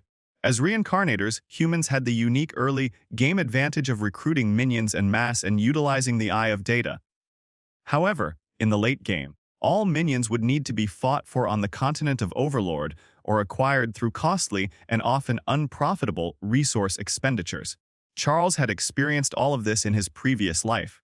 To esteemed Overlord, you have successfully entered the global channel. Please specify your name! Synodi names can be duplicated, but Overlord, be wary of the potential consequences of name duplication. Charles understood these consequences all too well. In his previous life, a fool on their server had arrogantly chosen the name, Elven King. As a result, during a casual trade, he inadvertently revealed his coordinates and was subsequently annihilated by a faction of elves. That poor fellow ultimately ended up as a male slave in the underground market. Charles slowly typed out the characters, opting for a more humble moniker rather than something grandiose like the Zerg Overlord or Insect Emperor. The reason? Simply put, there were indeed those formidable players who would trace your IP and come after you just based on your audacious name. Heart congratulations, Insect Collector Overlord, on officially entering the global channel. You may now start participating actively. The parchment gradually changed from 2 pages to 3, with the 3rd page dedicated to the global channel's information exchange and trading center. Charles did not rush to sell his items right away. Instead, he chose to be a silent observer in front of the screen, hoping to gather some intelligence about this vast domain and its specific location. He fervently hoped it wasn't. A Serpent Emperor Yggdrasil has consumed 100 skull coins to broadcast globally, allowing audio messages. Charles was speechless. He had just logged in, and already he encountered one of the last people he wanted to see. He had enslaved the Serpent Emperor's sister. Even though deep animosity existed between them, as royalty, the Serpent Emperor would undoubtedly seek revenge if she found out. Sure enough, the Serpent Emperor's usually seductive voice was now filled with icy menace. Boy, I knew you'd show up here sooner or later, so I've been issuing warnings every day. Medusa is my sister. If you dare defile her, the entire Serpent Empire will hunt you down! The voice, laden with threats, seemed to carry a hint of enigmatic allure, scaring Charles into abandoning the idea of continuing to listen to the Serpent Emperor's message. He felt his lips twitch involuntarily. That damn woman was undoubtedly using some profound power to probe the listener's mental state. Charles could guarantee that if he had listened to the entire warning, the Serpent Emperor Yggdrasil would have descended upon his Zerg territory in the next second and wiped out the entire serene forest with a mere wave of her hand. Unlike the beginner's regional channel, the global server channel was a treacherous arena. A moment of carelessness could easily invite disaster, leading to an inexplicable death in some unknown corner. Serpent Emperor Yggdrasil, you forbid me from touching your sister. Now I'm even more determined to do just that. Damn it. If I don't make that slutty bitch roll her eyes in ecstasy tonight, then let your snake clan boast about their resilience. Having vented some of his fear, Charles resumed his observation. Since the Serpent Emperor was present, it indicated that this was the grand domain of the Serpent Empire. What was this domain called again? In the palace of the Serpent Empire, located in the land of turmoil, a breathtakingly beautiful woman sat cross-legged on a cushion, dressed in a silk nightgown. Her appearance bore a striking resemblance to Medusa, except her tail was a pale green hue. One, she was Medusa's sister, now the Serpent Emperor, Yggdrasil. One, suddenly, Yggdrasil slowly opened her eyes, her vertical pupils brimming with fury and resentment. Just a little more, and she would have pinpointed the location of that bastard. Charles had largely guessed right, but he still underestimated the Serpent Emperor's capabilities. In reality, she didn't need him to listen to the entire message. Even half of it was enough for Yggdrasil to lock onto his position. It was precisely because that cunning brat, Charles, had abruptly severed their connection that Yggdrasil now found herself in a state of exasperation. "You wretched boy, if you dare lay a finger on Medusa, I will skin you alive!"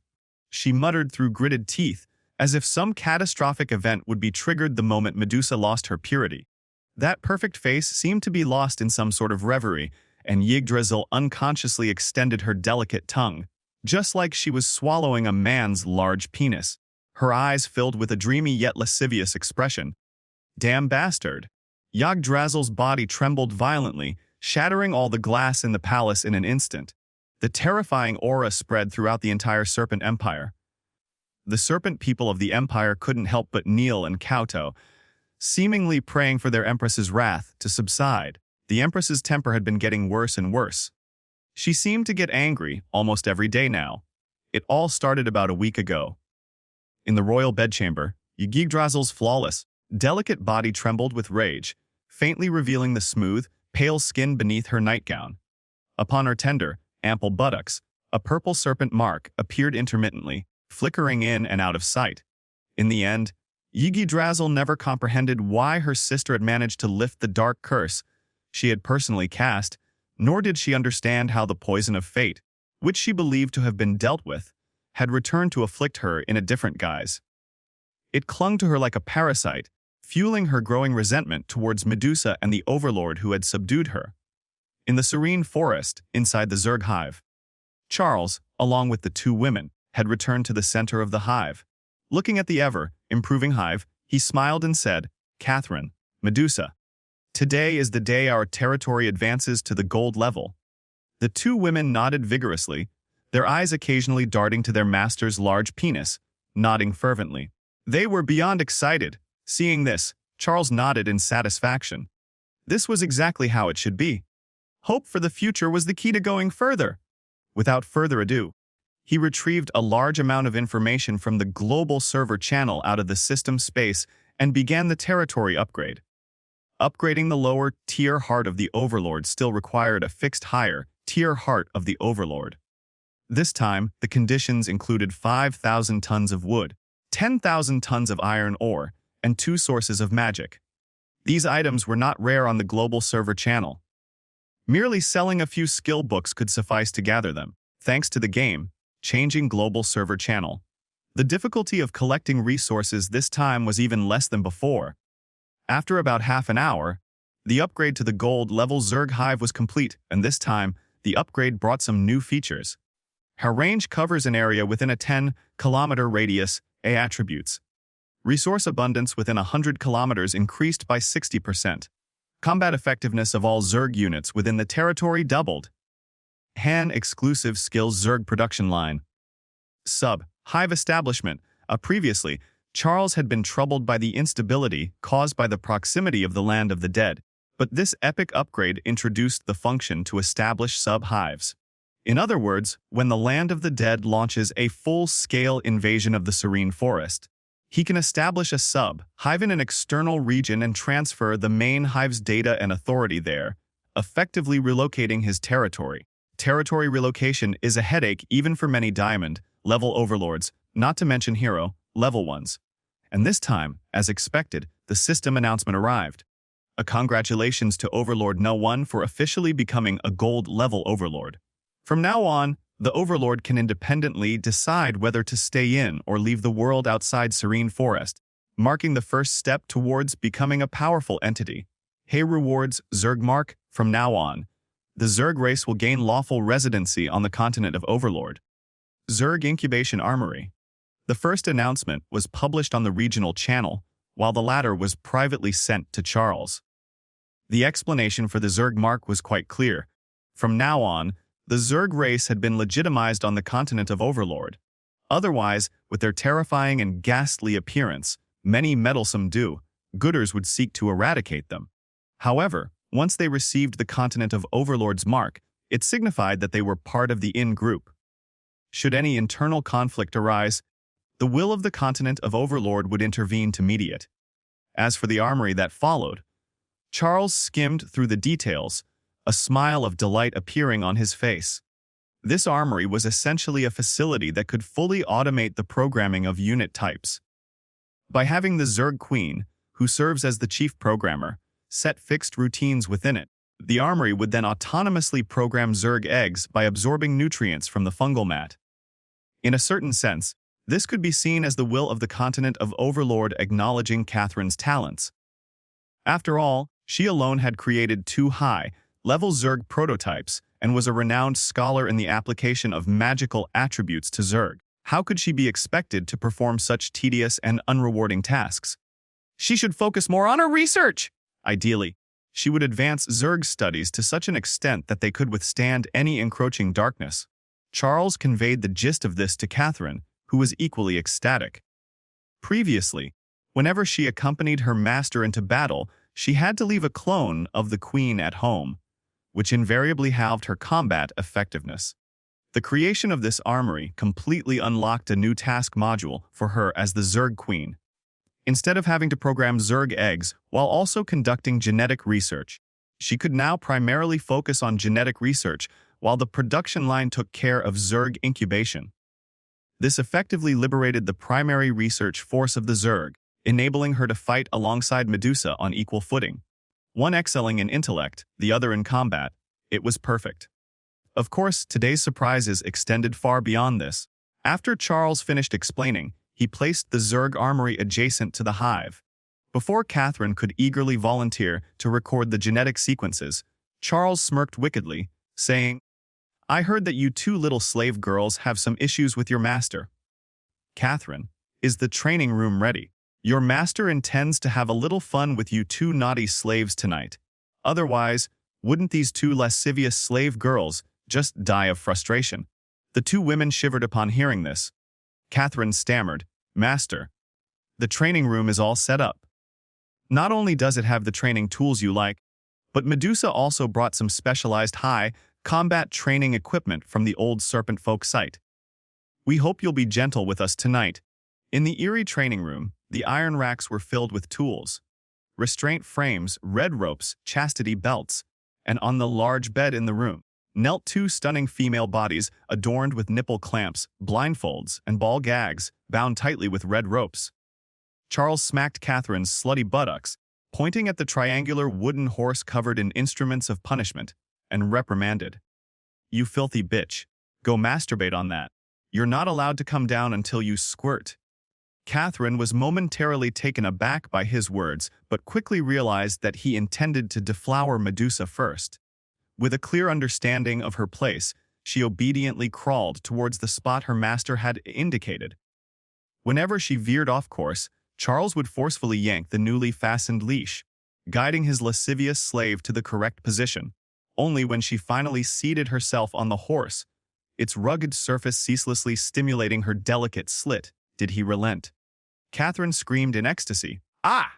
Master, I can't take it. It's too much. I'm going to break. Please, master, fuck me with your big penis. Don't make me endure this training anymore. Please!"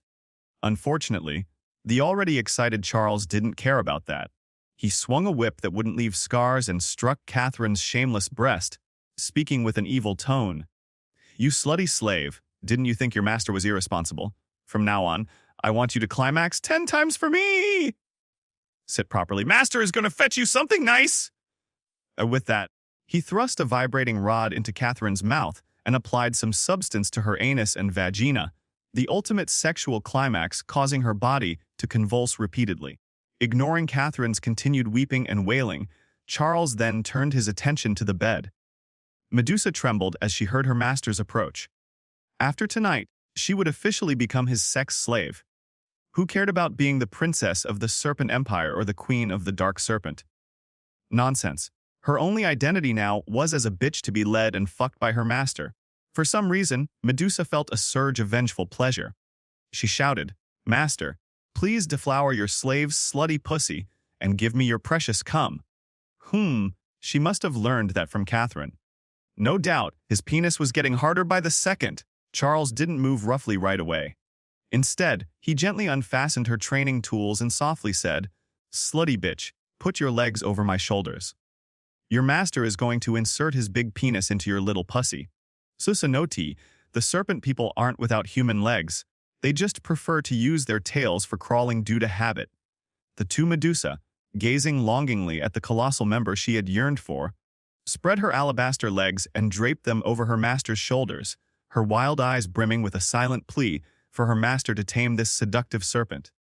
Charles, wearing a slight smile, wasted no time. He mercilessly thrust his already engorged 25-centimeter penis into her tight little hole, moving rapidly and vigorously. The sound of flesh slapping against flesh echoed through the room. Medusa's entire being seemed like a drifting reed in the wind, her lower body repeatedly colliding with his, rendering her utterly incapable of coherent thought. She could only instinctively respond to his relentless rhythm. Even the cries escaping her lips were incoherent, more akin to unconscious moans than deliberate exclamations of pleasure. Her vagina, anus, mouth, and breasts, no part of her body was spared from Charles's ravaging. The thick, white fluid covering her body stood as a testament to her complete surrender, marking her as Charles's utterly subjugated sex slave. In the end, Charles tossed the still moaning Catherine from the triangular wooden horse onto the bed, ordering both women to present their snowy white buttocks. He then equipped them with the training devices, preparing for the next round of debauchery. No! Perhaps today they would go at it until dawn! Amidst the haze, the trembling alabaster thighs of Medusa occasionally revealed glimpses of a coiled azure serpent. Inside the palace of the Serpent Empire. Master! Fuck me to death! Put it in my ass. Fuck my slutty pussy. On the large bed, Yggdrasil writhed as if being mercilessly ravaged, rolling her eyes and convulsing while muttering delirious pleas to her master. This went on for 2 hours, leaving the entire bed drenched with the juices flowing from her previously untouched pussy. After a long while, Yggdrasil slowly came down from the intense stimulation. Her face was as dark as a coal pit. That bitch Medusa was getting fucked, and she kept screaming for more. Yggdrasil, the mighty empress of the Serpent Empire, a supreme ruler on the verge of ascending to the 11th tier to elevate the entire empire to a majestic realm, being fucked into submission by some male who hasn't even reached the 5th tier. Damn it! Even if that wretched sister of mine has no regard for royal blood, doesn't she realize I feel the same things she does? Yggdrasil felt utterly drained, her entire body limp. No amount of cultivation could change that. Though she was a virgin serpent, never before touched, she had somehow mastered the arts of oral sex and deep throating just from her sister's experiences. Worse yet, she didn't know which depraved bitch had taught her, but now she would instinctively raise her ass and spread her anus, as if waiting to be fucked. Is this my fate? Is my destiny to sink into the abyss of lust alongside my depraved sister? Her flushed face showed a trace of unwillingness. The ancient texts of the serpent tribe clearly stated that only one of the twins needed to fall into darkness for the curse to be lifted. Otherwise, she wouldn't have sent her failed usurper sister into the darkness. It was all for the sake of freedom. Now look what happened. She herself, in some sense, had been deflowered by that master and was gradually becoming addicted to being fucked. After all, a serpent's nature is inherently lustful. Maybe I should just destroy the serene forest myself. Yggdrasil entertained a terrifying thought, one that grew more intense with each passing moment. But then she bit her lip and shook her head. She couldn't risk provoking the wrath of the continent's will for her own personal gain. It would surely bring disaster upon the Serpent Empire. Even if she too would fall into darkness. Moreover, that individual might no longer be in the serene forest. After all, He had already accessed the global channel and could have changed his race and left that place. As she pondered this, Yggdrasil's face suddenly flushed a deep crimson. Was this an attempt to tame her? She roared with rage, but gradually her outburst morphed into another persona. Ah! Master, keep thrusting your massive penis into me. Fill me completely with your semen. Yes, these were absolutely the words of that detestable sister of hers. They had nothing whatsoever to do with Yggdrasil herself. The next morning, the entire training room was filled with a lewd scent. Charles groggily opened his eyes, scratching his head in confusion. Had it all been a dream? He vaguely recalled the vision of a cyan figure constantly moaning in ecstasy, and he had mindlessly ravished her throughout the dream, only ceasing after he had emptied his load entirely. Suddenly, he felt a pleasurable sensation enveloping him. He glanced downward and saw the breathtakingly beautiful face of Medusa, her expression seductive as she enveloped his massive penis with her mouth. Without uttering a word, Charles immediately grasped her head and pressed it down against his crotch, thrusting vigorously. He treated her mouth as if it were her vagina or anus, mercilessly pounding with unrestrained intensity. Medusa rolled her eyes at him, but did her best to deep-throat him, diligently serving him to release his morning load. "Slutty bitch, take your master's cum?" Charles growled, releasing unabashedly into Medusa's mouth. He poured out for a full 30 seconds, nearly swelling her stomach. Cough! Thank you for your generous cum, master. This slut will come every morning to help you release. Medusa wiped the white fluid from the corner of her mouth, smiling lewdly. Charles said nothing, merely ruffling her hair in satisfaction. Last night's frenzy had left her eyes wary, yet she still remembered to give him a morning blowjob. Before they could indulge in another round of master-slave intimacy, the parchment began to heat up incessantly. Charles frowned, then unfolded it, only to find that the Serpent Emperor Yggdrasil had used a high-grade artifact to initiate a global announcement. Serpent Emperor Yggdrasil, you cannot escape. One day I will bury one of you in the extreme north and the other in the southern flames. And Serpent Emperor Yggdrasil, remember this, you treacherous couple. So, just how much must this Serpent Emperor despise you to go to such great lengths just to frighten you? Charles asked with a hint of amusement, holding the post-climactic Medusa in his arms. Upon hearing Charles's remark, Medusa couldn't help but chuckle secretly. The Serpent Emperor's grudge wasn't merely about her sister's minor transgressions. It was mostly due to being relentlessly ravished by Charles for an entire day and night. Listening to her sultry tone, it was evident she had been so thoroughly dominated by her master that she couldn't get out of bed. She mused whether it was even the right time for breakfast this morning. If it was, she might have had a bowl of semen. These details, Medusa decided to withhold from Charles for now. She wasn't sure if he would stop ravishing her because of the Serpent Emperor. She figured that once he reached the 7th tier, he would have enough power to make the Serpent Emperor his sex slave. With a smile, she explained, perhaps it's because her previous attempt to probe was unsuccessful. As the princess of the Serpent Empire, we are essentially sworn political enemies. Not just her, even I, if given the chance, would lace her with potent aphrodisiacs, strip her naked, and throw her onto your bed. We could still be sisters then. Sisters sharing the same bed, being ravished together.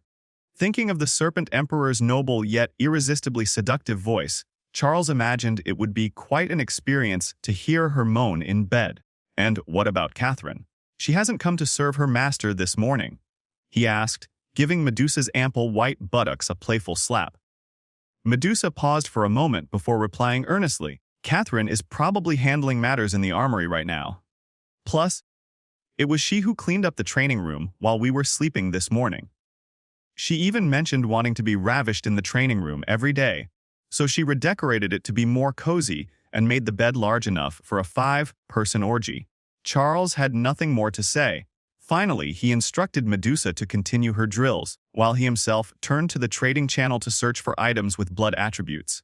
A dryad, anyone interested in dryad essence? Just need a 3rd tier lower, grade magic core. Fiharn Harpy. Why can we only trade our voices for 10 skull coins? I'm a 4th tier harpy after all! A succubus, does anyone, especially Big Brother, have dark essence? I'm the succubus princess, and I have everything you desire. Finally, Charles found a potential trading partner, the succubus princess. Although he wasn't sure if she was being truthful, he did possess dark essence, which was on her list of desired items. It was worth taking a chance. Insect collector succubus, I have dark essence. Do you have any blood-attributed flesh constructs? She didn't reply immediately but instead requested a private chat. Seeing this, Charles smiled slightly. The opportunity to create the bloodthirsty Zerg had finally arrived.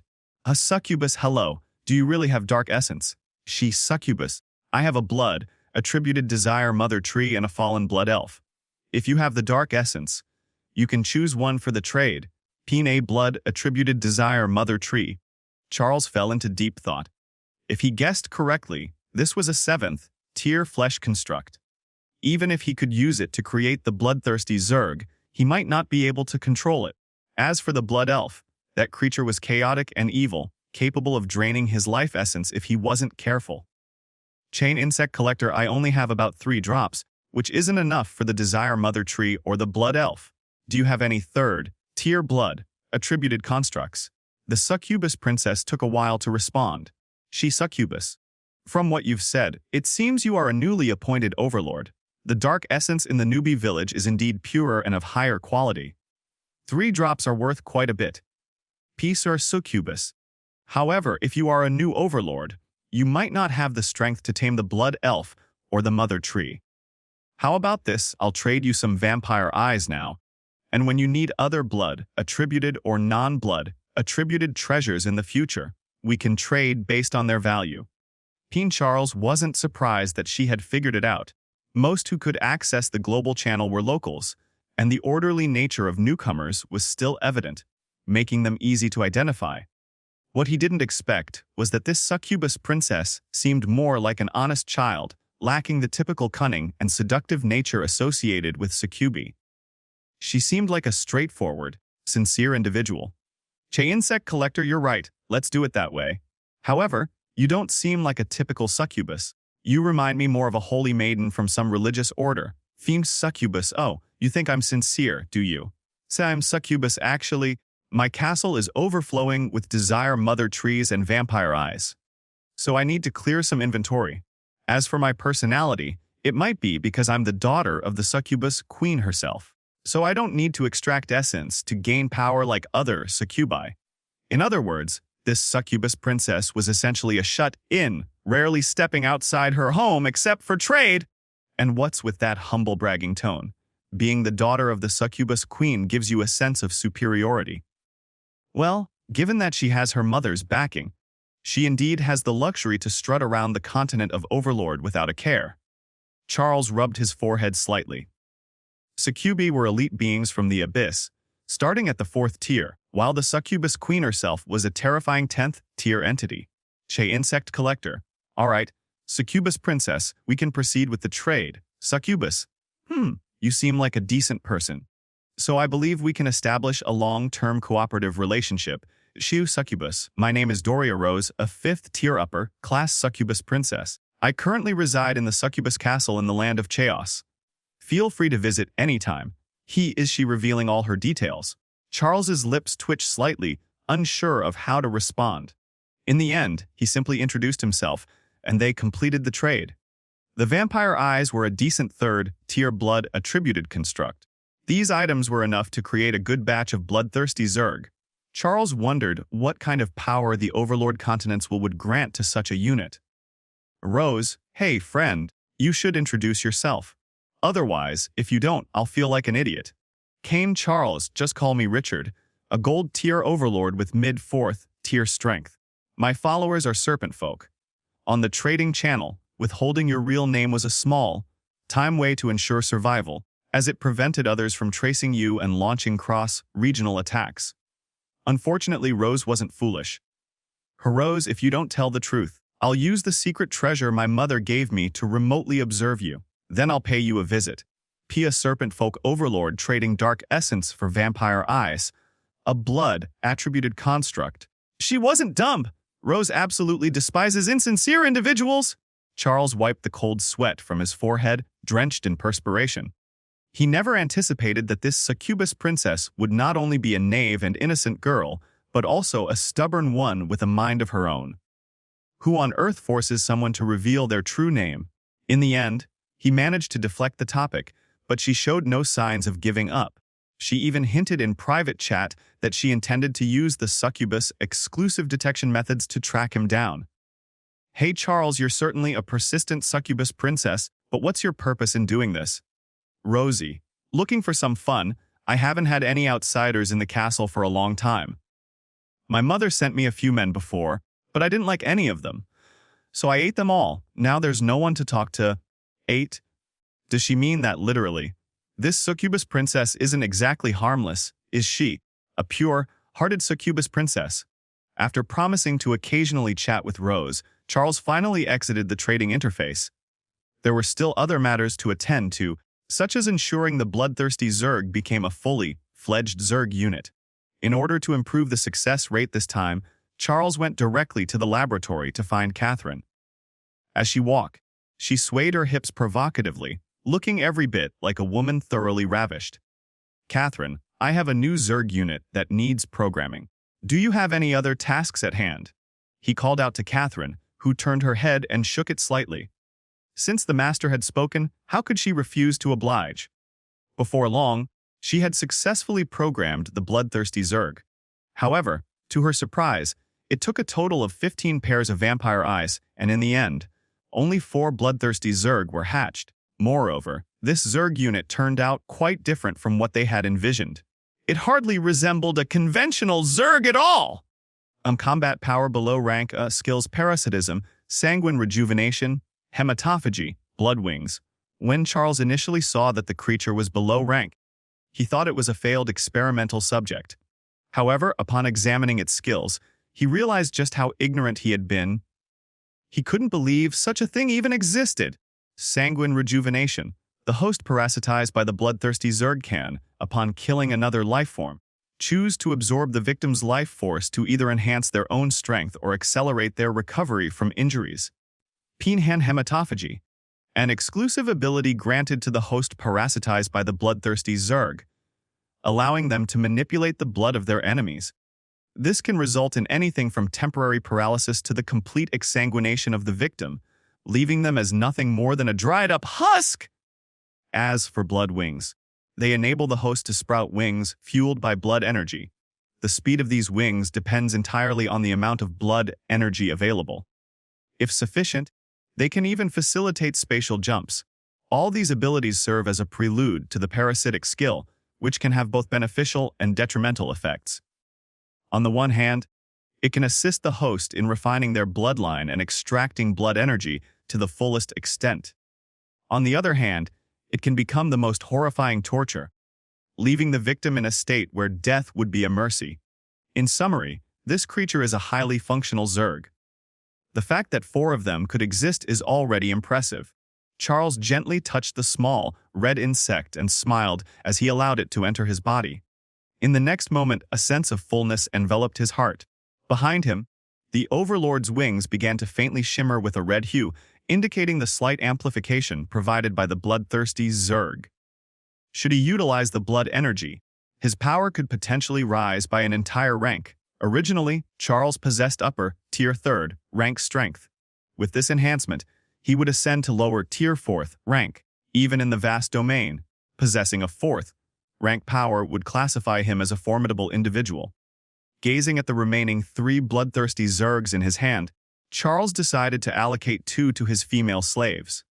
Although the bloodthirsty Zergs wouldn't be as unreservedly beneficial to them as they were to him, they would still enhance their survival capabilities and provide an additional trump card.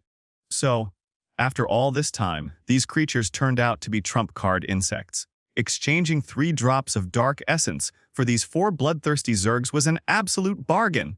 Moreover, Rose had assured him that he could request any further needs, provided they did not exceed her valuation. Relax, darling, let this little creature merge into your bloodstream. Your strength should reach upper, tier 3rd rank, Charles said with a smile, handing a bloodthirsty Zerg to Catherine. Catherine did not resist, allowing the red insect to enter her body. In the next instant, the queen's wings also emitted red radiance, roughly indicating that her strength had indeed reached upper, Tier 3rd rank. In just over half a month, their territory's power had leaped through numerous levels, reaching 4th rank combat strength. It was noteworthy that, in their regional channel, the highest combat strength was merely upper, tier 2nd rank. Serene Forest, Eve's Elven Woods. Eve intently watched Amy, as if anticipating something. Her robe was stained with various hues of blood, and her lips bore traces of fresh blood, clearly indicating that she had personally engaged in combat with dark creatures. The Crimson Tide hadn't caused significant casualties in their realm, but the only concern was the ever-worrisome Amy standing before her. Suddenly, the verdant aura around Amy dissipated completely, replaced by a black-blue hue resembling a fallen elf. Eve glanced at the Eye of Data and finally exhaled a sigh of relief. A combat-powered lower, tier 3rd rank, her skills Nature's Blood Rain, Twisted Hand, Will of Nature, Death Omen Archery. It its Severhaya description a dark elf who has not fallen into darkness. As the most loyal dark elf to the Elven Queen, she will hide in the shadows and become a blade wielded by Her Majesty Eve.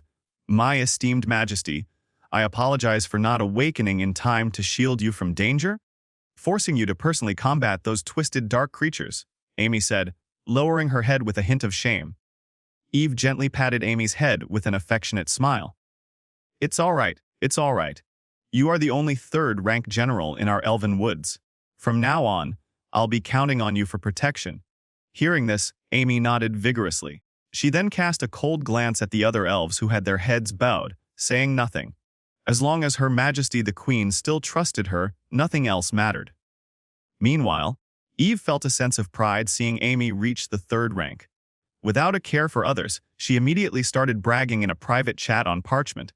Han Eve Himov, my poor fiancée, your queen has already acquired a 3rd rank elven minion. It won't be long before you are completely left in the dust. Perhaps by serendipity, Charles was just about to contact her, as he promptly sent a reply. Charles quite impressive, to have secured a 3rd rank minion so swiftly. But tell me, my dear, does this act of provocation mean you're getting a bit too confident? Eve's lips curved into a captivating smile as she slowly typed her response. Eve, yes, although you've already become a gold tier overlord, my elven tribe is just a late bloomer. It won't be long before I surpass you. Hen Eve, by the way, how many women do you have now? You haven't been promiscuous, have you? Eve was genuinely concerned about this. As a noble in the real world, it was common for young lords to receive sex education early, sometimes even purchasing a well-trained slave from the black market. It wasn't a new concept, and she could accept it.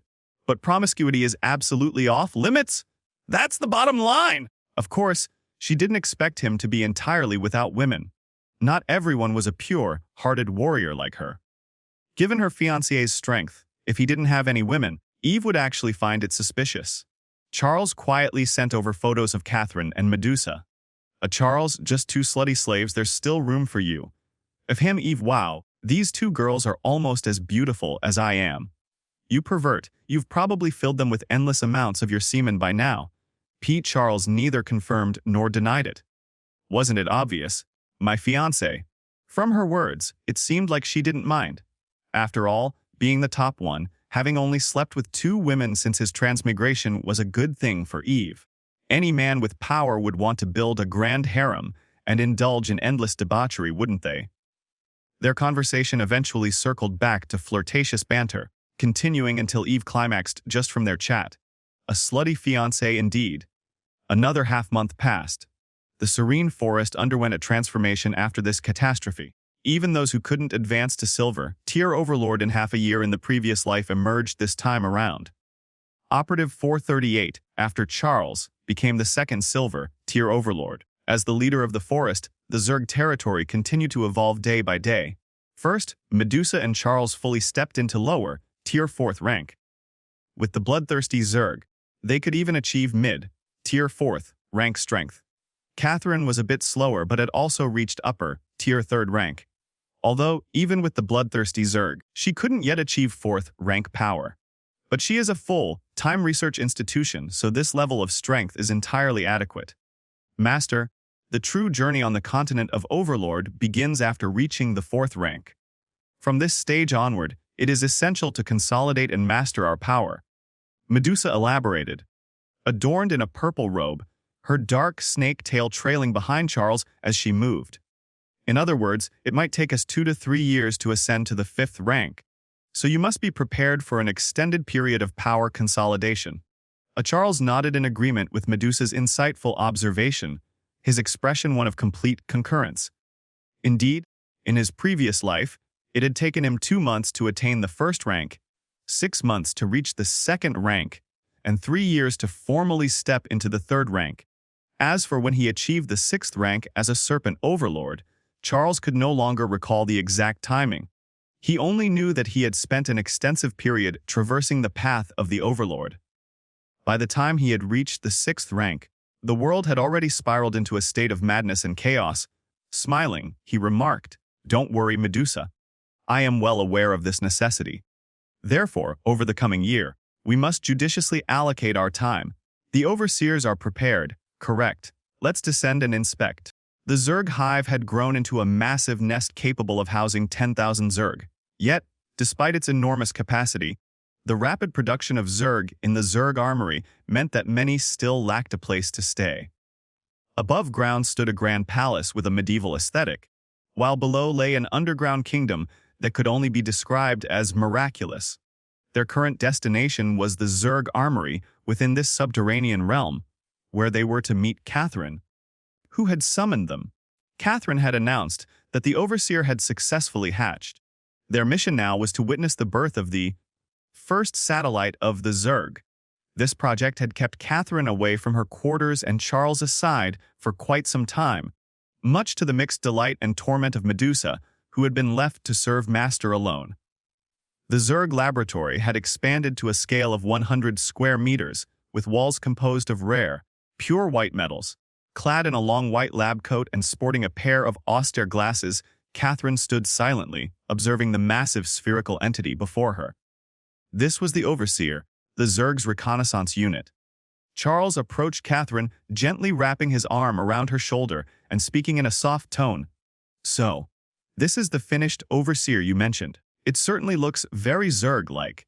Hard combat strength intermediate tier 2 he had abilities information network transmission, enhanced vision, flight HUD description. The Zerg's reconnaissance unit, capable of ascending to altitudes of several thousand miles and surveying the entire serene forest." Gazing at the multitude of eyes dotting the massive, fleshy sphere before him, Charles found the creature oddly endearing. Yet, he couldn't help but smile wryly and remark, "This fellow, it's not going to get snatched away by another bird like monster, is it?" In truth, the Overseer had been fully developed half a month ago.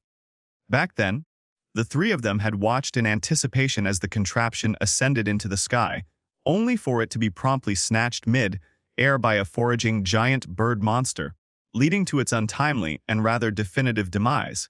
This incident had dealt a psychological blow to Catherine, causing her to seclude herself in the laboratory for a prolonged period. She only emerged to seek solace with her master's impressive endowment when her desires became overwhelming.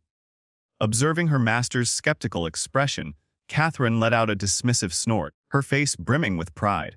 "Master, last time was indeed a success. It was merely interrupted by a flock of those damned birds. So this time I have outfitted the Observer, this special unit, with an additional module." Neither of them interrupted her. Ever since Catherine delved into research and development, she had seemed to embrace her own eccentricities. On occasions, when Charles attempted to counter her arguments, she would even retort with a biting sarcasm that left him momentarily speechless. Of course, in the end, she would be thoroughly trained, crying out for mercy and never daring to defy him again. Seeing that they hadn't interrupted her, Catherine continued, "The Overseer is a special unit. It can ascend to altitudes beyond the reach of typical birds. The challenge lies in the ascent phase, which I needed to address. Hence, the additional module I mentioned. I pondered over this for a week. Finally, I found a special metal in your treasure trove, the magic conduction crystal, which resolved this problem." Magic conduction crystal. Charles raised an eyebrow, seemingly unaware that such an item existed in his inventory. The treasure trove was essentially a collection of all the chests Charles had acquired while leading the Zerg on their conquests. These chests had a low probability of containing high-grade metals or other valuable items. Aside from skill books and items unusable by the Zerg, all high-grade items were sealed in a warehouse for future use, ensuring he wouldn't have to enter resource-binding contracts like Eve. Intrigued, Charles smiled and said, "Explain in detail." A Medusa, equally curious, took off Catherine's glasses and put them on herself, asking with interest, "So, what brilliant solution did you come up with?" Catherine didn't mind and, with an excited expression, explained, "This metal can serve as a conduit for magic. By integrating it with the previous enhancements I made to the Overseer, it can utilize our power to eliminate any flying creatures that come to attack during its ascent." This design ingeniously combined the advantages of the Zerg, the continent of Overlord, and modern society. In a sense, it could even be extended to the ion cannons that connect to the stars. Charles understood. With a look of astonishment, he infused his Overlord power into the Overseer, discovering that it began to manifest his magic. Moreover, why did it feel like he had only infused half of his magic? Yet the Overseer seemed to amplify it twofold.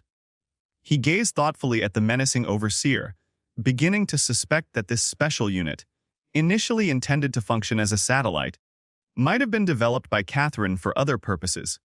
Noticing her master's confusion, Catherine looked equally perplexed at the Overseer. "There's another thing. When we infuse it with magic, it always seems to double it. This morning, I drained all my magic, and this thing still managed to spit out twice as much." She spread her hands helplessly, her tone resigned. "I have no idea why this happens.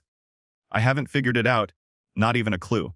Creating a biological satellite that she didn't fully understand herself had left Catherine feeling quite frustrated. At this moment, Medusa asked curiously, "I remember you mentioned last time that you wanted to draw some of the Master's blood of the Overlord for luck.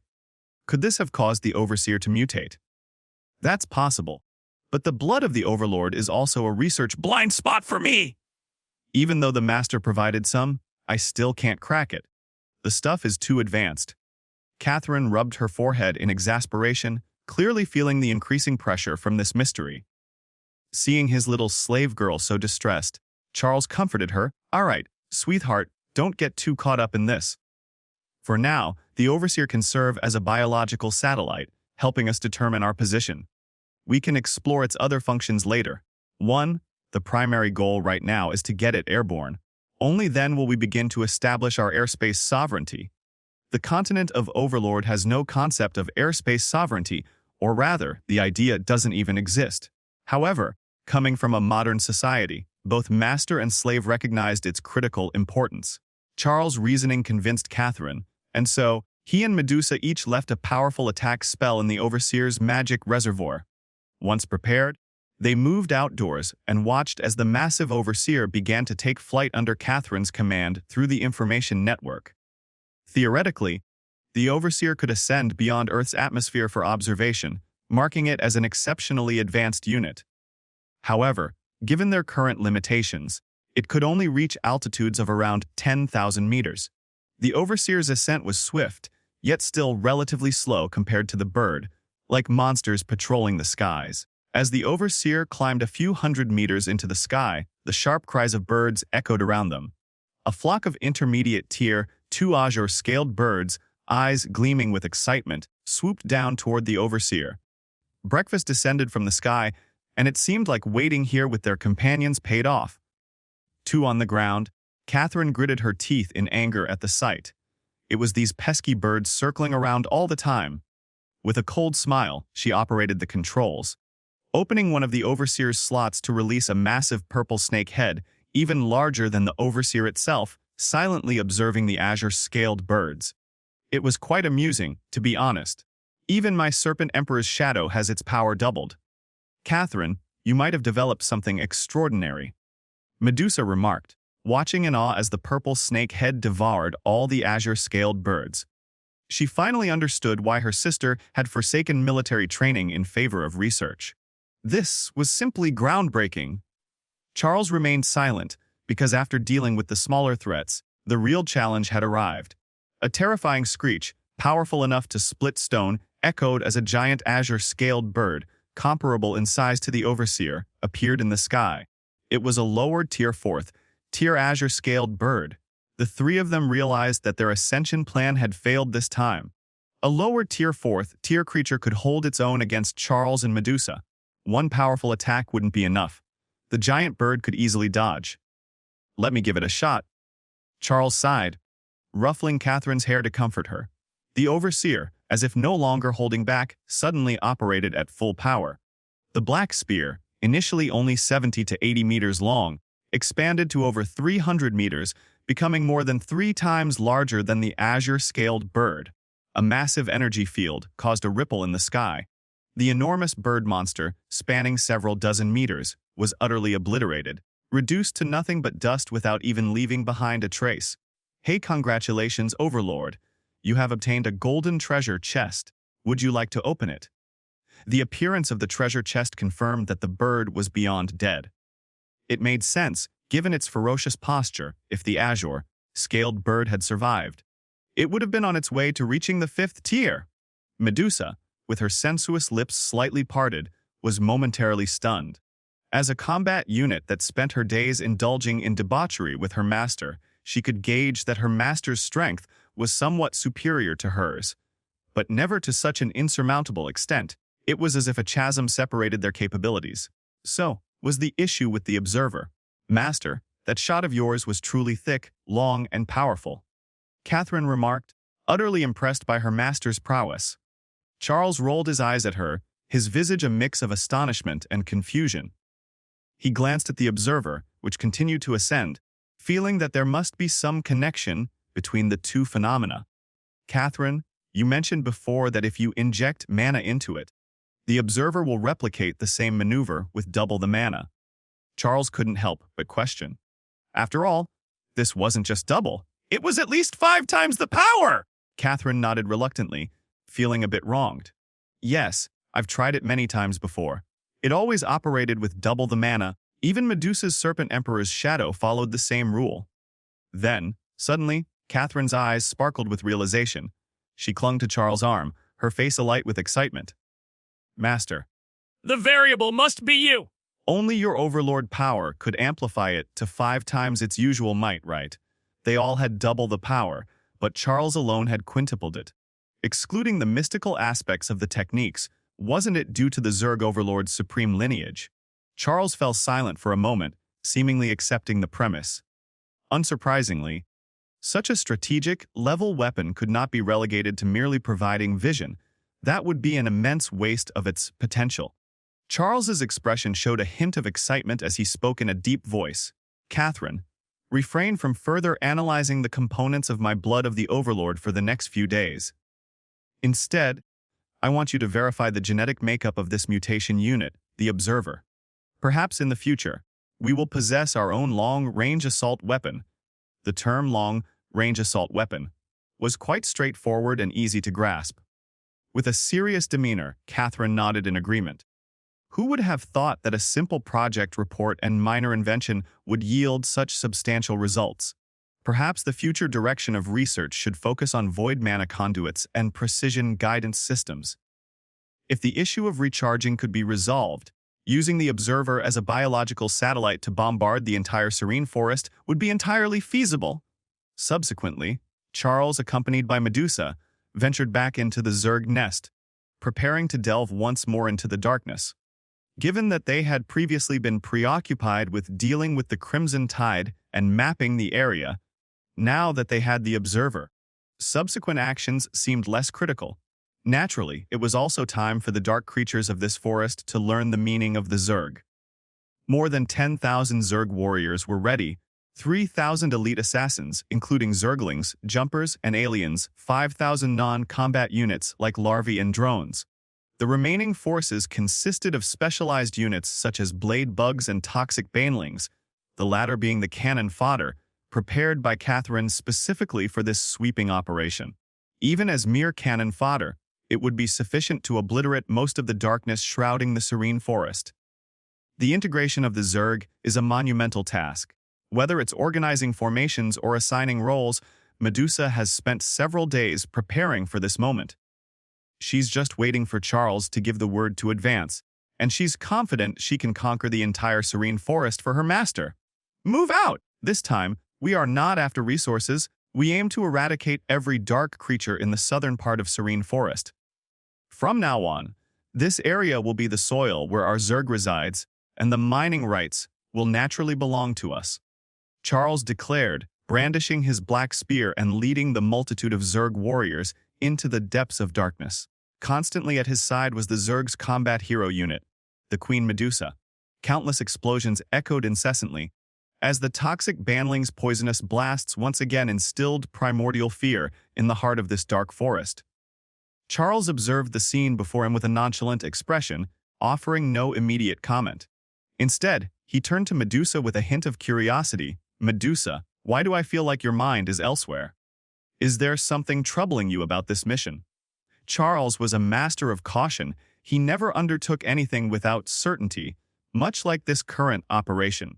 Even the tireless worker bees that had been continuously harvesting resources had reached mid-tier first level in strength. As for the combat units, none of them would be deployed unless they were at least second tier. Anything less would be embarrassing. This clearly illustrates the overwhelming strength of the Zerg in this operation, suggesting that success is practically guaranteed. Upon hearing this, Medusa shook her head slightly, her tone tinged with melancholy as she said, "No, Master, it's just that I suddenly feel so useless. Before, when I was at mid-tier third level, I could still provide high-level support to aid you. But with your rapid and exaggerated growth, I feel like I'm lagging behind. Or, rather, compared to Catherine, who constantly brings you surprises, I feel like a truly unworthy slave. Being Charles's sex slave wasn't a role just anyone could assume. Otherwise, those who exposed themselves in an attempt to seduce him in the channel would not have been ignored." Medusa was concerned. If her only function was to serve in bed, would her master discard her once he grew tired? As a queen, she shouldn't be thinking about such things. Unfortunately, she was no longer a queen. She was merely a lowly slave who hoped to assist her master and yearned to make love to him. Charles understood her concerns immediately. She seemed to be experiencing a bout of insecurity. Was it because of the observer? After a brief moment of contemplation, he asked, "Medusa, is your combat strength currently second only to mine?" "Yes, Master. At least within the Serene Forest, I believe we have no enemies left." Medusa replied with unwavering certainty. This was her firm belief. Serene Forest was essentially a beginner's zone designed to make room for new overlords. The third tier was the ceiling here. Either she or her master alone could sweep through the entire forest. Charles smiled slightly at her words. Seeing that no one was around, he peeled off her clothes and twisted her voluptuous breasts. "So, as the second, strongest warrior of my Zerg, you're afraid of being abandoned. Medusa, the female slaves I require aren't just mere slaves. In bed, they must endure all my whims and humiliations, but outside, they must become exalted goddesses. After all, only with such a contrast will playing with you never become tiresome, right? You once mentioned that I should also subjugate Serpent Emperor Yggdrasil and make her your slave sister. So, do you still have any desire for the throne of the Serpent Emperor, my slave princess?" Medusa was taken aback by his question, but then seemed to come to a realization. She nodded resolutely. A look of resentment that even slavery couldn't erase flashed across her face. "Yes, Master. I want that wretched Serpent Emperor to kneel and suck your cock alongside me. I want to ascend the throne and strengthen the Serpent Empire." The proud princess never thought much of Yggdrasil's so-called political correctness. Despite recruiting numerous scientists, there had been no significant progress. She had betrayed her ancestors after absorbing the inheritance of the previous generation. Was this not the ultimate betrayal? Medusa flashed an enchanting smile. "Master, we could both claim the title of Serpent Emperor, and you could enjoy the spectacle of the exalted Serpent Emperor slave sisters in the royal palace. How does that sound?" Ultimately, Medusa's greatest aspiration was still to be her master's slave. The idea of becoming the Serpent Emperor and strengthening the Serpent Empire was more of a side quest, a form of play. One seeing that Medusa had regained her spirit, Charles nodded in satisfaction. He then called out, "Come down, you silly slave. We've always played in the training room, now let's try it out here." Medusa responded with a lascivious smile. She willingly stripped off her clothes, bent over, and began to shake her hips. In the southern part of the serene forest, within a small territory, Megan Takeshi, who had transmigrated into a goblin overlord, felt that today was extraordinarily unlucky. During the Crimson Tide, the red mist had infiltrated and caused the death of all his minions. What made it even more unfortunate was that he was not far from Charles's Zerg territory. In fact, the small node that Charles was blocking also enshrouded his area. As is well known, the will of the continent of Overlord highly rewards brave overlords. For instance, Overlord 438 had already acquired 3 second-tier elite combat units after resisting a part of the node. Naturally, Megan Takeshi felt indignant and resentful. Damn it! Damn you, number one! Just because you're a bit stronger, you dare to steal the prey of the great Megan Takeshi. He muttered incessantly, completely forgetting that if Charles hadn't blocked that node, he would have been killed by his own rebelling minions. It was merely jealousy of Charles's power. But what good is such jealousy when he himself is so weak? A sharp roar echoed from afar as a two-tailed tiger, eyes filled with bloodlust, charged at Megan Takeshi. Just as it seemed he would be torn apart, a stream of green venom corroded the tiger's back. The excruciating corrosive toxin caused the tiger immense pain, making it forget about the weak goblin in front of it. The venom had come from a newly hatched second-tier toxic banling. Seeing the tiger's high resistance to poison, the banling hesitated for a moment. Just as it was about to launch another attack to finish off the tiger, it realized the beast had already been killed by a slash to its throat. Congratulations, Overlord, on obtaining a silver chest. Would you like to open it? Megan Takeshi shakily released his iron, cutting dagger. Seemingly unable to believe that he had just slain a dark creature possessing a silver chest. Just as he was about to open the treasure chest, he noticed that terrifying green Zerg creature. Its menacing appearance made Megan Takeshi instinctively drop to his knees and beg for mercy. Please spare me, mighty Zerg! I didn't mean to steal your prey! Have mercy. Great Zerg. The toxic banling didn't understand his words, but being an advanced Zerg personally crafted by Empress Catherine, it had a certain level of intelligence. For instance, although this creature had taken its prey, it couldn't help but notice, why does this creature's biological structure resemble that of their advanced Zerg? No. It's just that the body structure is somewhat similar. In no way does its height or appearance compare to the elegance and beauty of the Zerg. Having been hatched and personally guided by Catherine, the banling had never encountered such a humanoid creature before and was momentarily unsure of what to do. Even in its simplicity, it retained a basic sense of aesthetics. Its brain, akin to that of a cockroach, processed thoughts rapidly, and as it pondered, it noticed the creature had fainted. Could there be other dangers nearby?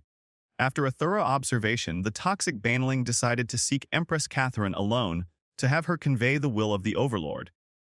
Master, I just discovered something interesting. Catherine communicated across the network, her voice filled with amusement as she spoke from her laboratory. Noticing the peculiar tone, Charles asked, "What is it? Could there be another entity invading the Zerg territory? Given Catherine's capabilities, it shouldn't be a problem." Moreover, her tone suggested that the situation was under control and quite amusing. Haha, Master, guess what? Remember when we jointly developed a high-intelligence Zerg group to serve as future Zerg leaders? That young toxic banling found a hideous humanoid overlord. Would you like to take a look? Catherine's tone suggested that she was in an exceptionally good mood. If the Zerg hierarchy were to be considered, the few sub-leaders created alongside the Master were undoubtedly the ones Catherine cherished the most. After all, they were the first combat units jointly created by herself and the Master. Among them, the simple-minded toxic banling was her favorite, hence the lightheartedness in her voice. Charles was momentarily taken aback by her words, then responded with a mix of amusement and exasperation. A humanoid overlord. Did that little fool not think to inform me directly? Even though Little Green knew how to use the information network to convey messages, it always seemed to have a sense of fear, akin to a child afraid of being scolded by their father whenever communicating with him. Thus, Little Green always chose to notify Catherine first, who would then relay the message to him. Feeling somewhat slighted, Catherine retorted with a hint of exasperation. Master, considering little green's single-celled brain, it's competent enough to kill, but asking it to do anything else is really pushing it. Oh, is my intelligence starting to intimidate you? Charles let out a cold chuckle. Go ahead and fit yourself with your favorite toy, both front and back, and wait for me to come back and deal with you. You foolish slave! And don't forget, head straight to the training room and kneel. Ridiculous! How dare this foolish slave mock him? She clearly needed a lesson to remind her of her place. Sensing the gravity of his words, Catherine's tone shifted to one of nervousness. Master, perhaps we can skip the training room. Don't you think there's a peculiar thrill in having your way with me right here in the lab? The training room, ever since Charles had given her a particularly intense session with the triangle horse there, she had developed a certain fear of it. That contraption was truly torturous. Damn it, where does Master get all those potent aphrodisiacs? Charles, however, was unyielding and ordered her to bind herself properly on the bed in the training room. As for the humanoid overlord, that was something he intended to investigate immediately.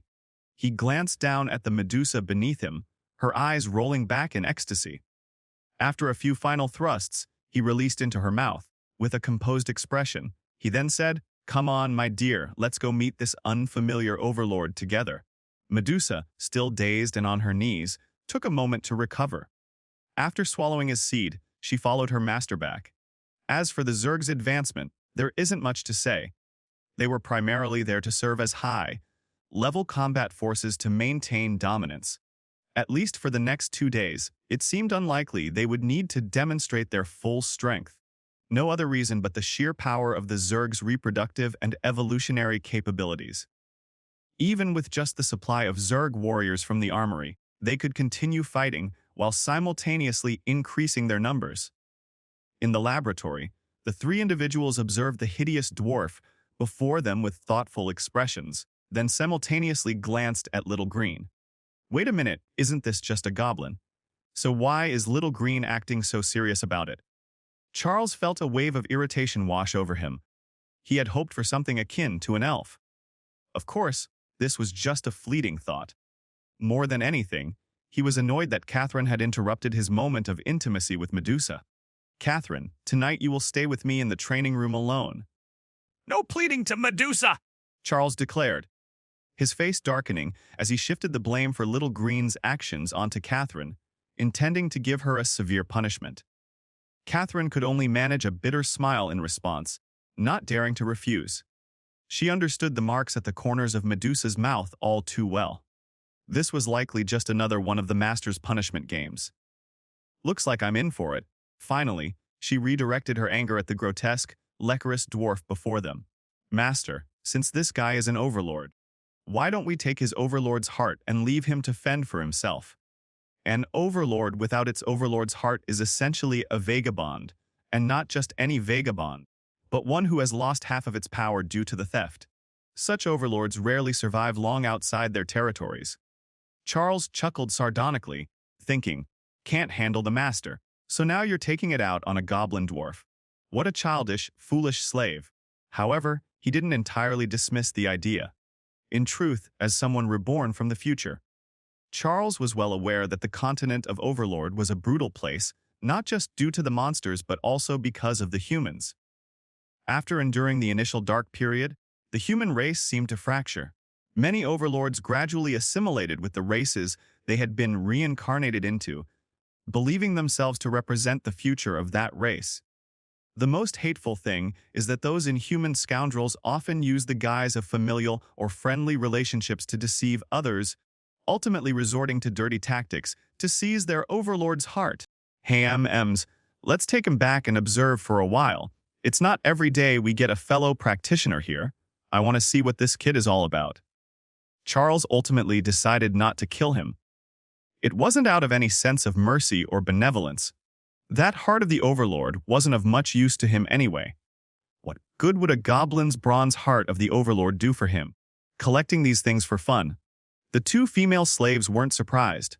Their master wasn't a bloodthirsty man, just someone with a penchant for humiliating his female slaves. However, they've been PUA into enjoying it. 2. Since the decision on what to do with that guy was made, everyone put him out of their minds and focused on having lunch. As for how this lunch was going to be, in the training room, Catherine, completely naked and covered in serving dishes, said with a bitter expression, "Master, Medusa has been snickering for a long time. How about this? You make her strip too. I'll hold the main course, and she can hold the side dishes. How about you enjoy your meal off the both of us? The human body feast, a depraved way of dining, and this detestable master was using it to humiliate her." Medusa smirked at the suggestion. She then gently scraped Catherine's pubic hair with a steel fork, speaking in a sinister tone, "Master, I think this area is quite unsightly.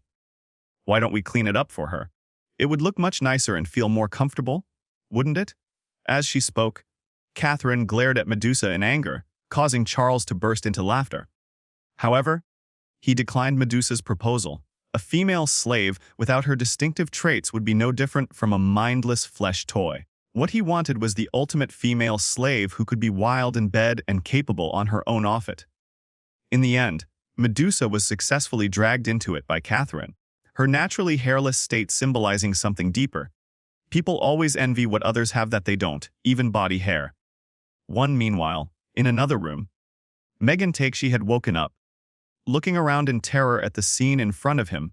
He saw Little Green leisurely spitting venom because its majesty had said that only through diligent practice could the venom improve more quickly. And now, it seemed to be working.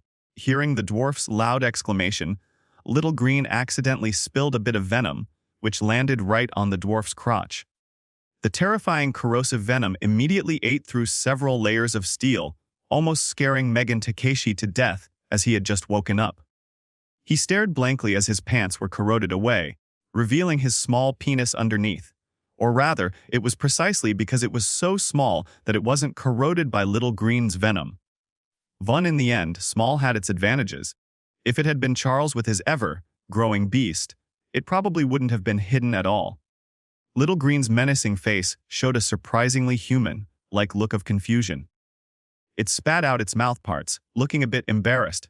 Before leaving, Her Majesty the Queen and the Overlord had instructed it not to harm the weak food in front of it, but that little mistake almost killed the guy with venom. But since the guy was awake now, it was time to call for its queen. As for facing the Overlord, it still felt a bit intimidated. Always felt he was hard to get along with. In the training room, the two beautiful female bodies slowly cleaned up the food on themselves. Suddenly, Catherine said to Charles, "Master, the Overlord who was unconscious has woken up, and it seems Little Green made another mistake and scared him quite a bit." Charles, who had just finished the human body feast, was slightly taken aback, then said with a frustrated look, "Why do I feel like Little Green always likes to stick around you? One of these days I'm going to check if it's male or female. If it's male, I'll chop him up first." Listening to the possessiveness in her master's voice, Catherine blushed and said with a hint of exasperation, "Don't worry, Master. I know you despise your women being tainted by male elements. That's why my first directive as a Zerg was to ensure all born Zerg are programmed with female genes." Even though this precaution might seem unnecessary, implementing it gave Catherine a sense of peace. Within Zerg territory, only one Overlord needed to be male. The Zerg queens and Zerg heroes were merely female slaves chosen at the Overlord's whim. Charles nodded in satisfaction, thinking Catherine had done a thorough job. "All right, let's go and meet this newly awakened Overlord," Charles said. His eyes, however, revealed depth rather than anticipation. Since crossing into this world, the notion of strangers trusting each other seemed lost. His first instinct was that the other person wasn't good. It was that simple and straightforward. Hearing this, the two women hesitated, then smiled wryly as they noticed the marks on their bodies. They quickly took a bath, and afterward, the three of them headed to the Zerg holding area to see who this person was. The holding area was quite far from the training room, so they used insect wings to quickly reach Little Green's room. Seeing the dwarf nearly scared out of his wits, Charles said calmly, "All right, friend, you're out of danger now. Can you tell us where you're from?" Charles's demeanor now was different from when he was with his two female slaves. He radiated a cold, awe-inspiring presence like a god among mortals, making Megan Takeshi tremble and unable to speak. I asked where you're from, and this is the response I get. Charles's patience wore thin. If you don't speak up, I'll come back tomorrow. Megan Takeshi still didn't dare to speak, only mumbling something while trembling on the ground. Charles frowned. Why was this guy acting like he'd seen a ghost? Was he that terrifying? Through the bloodline modification of the Zerg overlord, he'd become the epitome of his race in both appearance and physique. Could this guy have some kind of reverse aesthetic preference? Perhaps sensing her master's confusion, Medusa respectfully said, "Master, I believe this might be due to the biological instinctive fear caused by your overlord bloodline and Tier 4 suppression. Let me help you remove it. As a former Tier 7 powerhouse, dispelling such pressure was not difficult as long as the other party agreed." Soon, the invisible pressure around Charles dissipated, and Megan Takeshi finally managed to gather enough courage to speak. But when he looked at Catherine again, his face twitched with fear.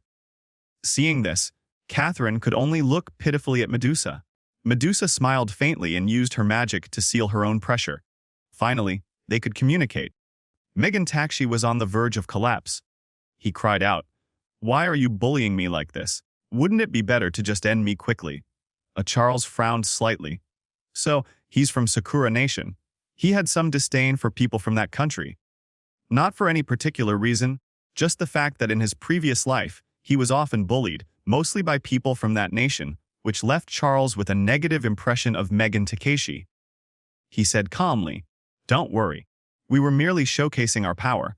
The continent of Overlord is so dangerous that we must exercise caution." "I hear you're from Sakura Nation. You must be one of the overlords who came to Serene Forest. What's your number?" Hearing the question, Megan Takeshi felt a bit offended. If it were another race, he might have continued to grovel. But since they were both overlords, just as he was about to retort, Medusa's eye of lust took control, and he mumbled, dazed, "Master, I am an overlord from Sakura Nation, number 4388, so it was true." Charles glanced at Medusa, knowing she was behind it but didn't blame her. Now that he knew where Megan Takeshi was from, Charles lost interest and was about to kill this unknown entity. At that moment, Megan Takeshi sneaked a glance at Catherine's fair, long legs, a lecherous smile appearing on his face. Unfortunately for him, the three of them caught him in the act. Charles's face darkened.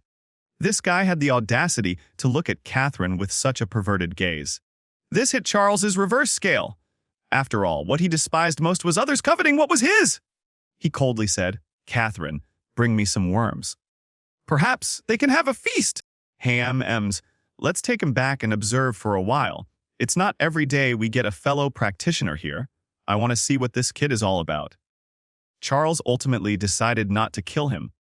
It wasn't out of any sense of mercy or benevolence. That heart of the Overlord wasn't of much use to him anyway. What good would a goblin's bronze heart of the Overlord do for him? Collecting these things for fun. The two female slaves weren't surprised.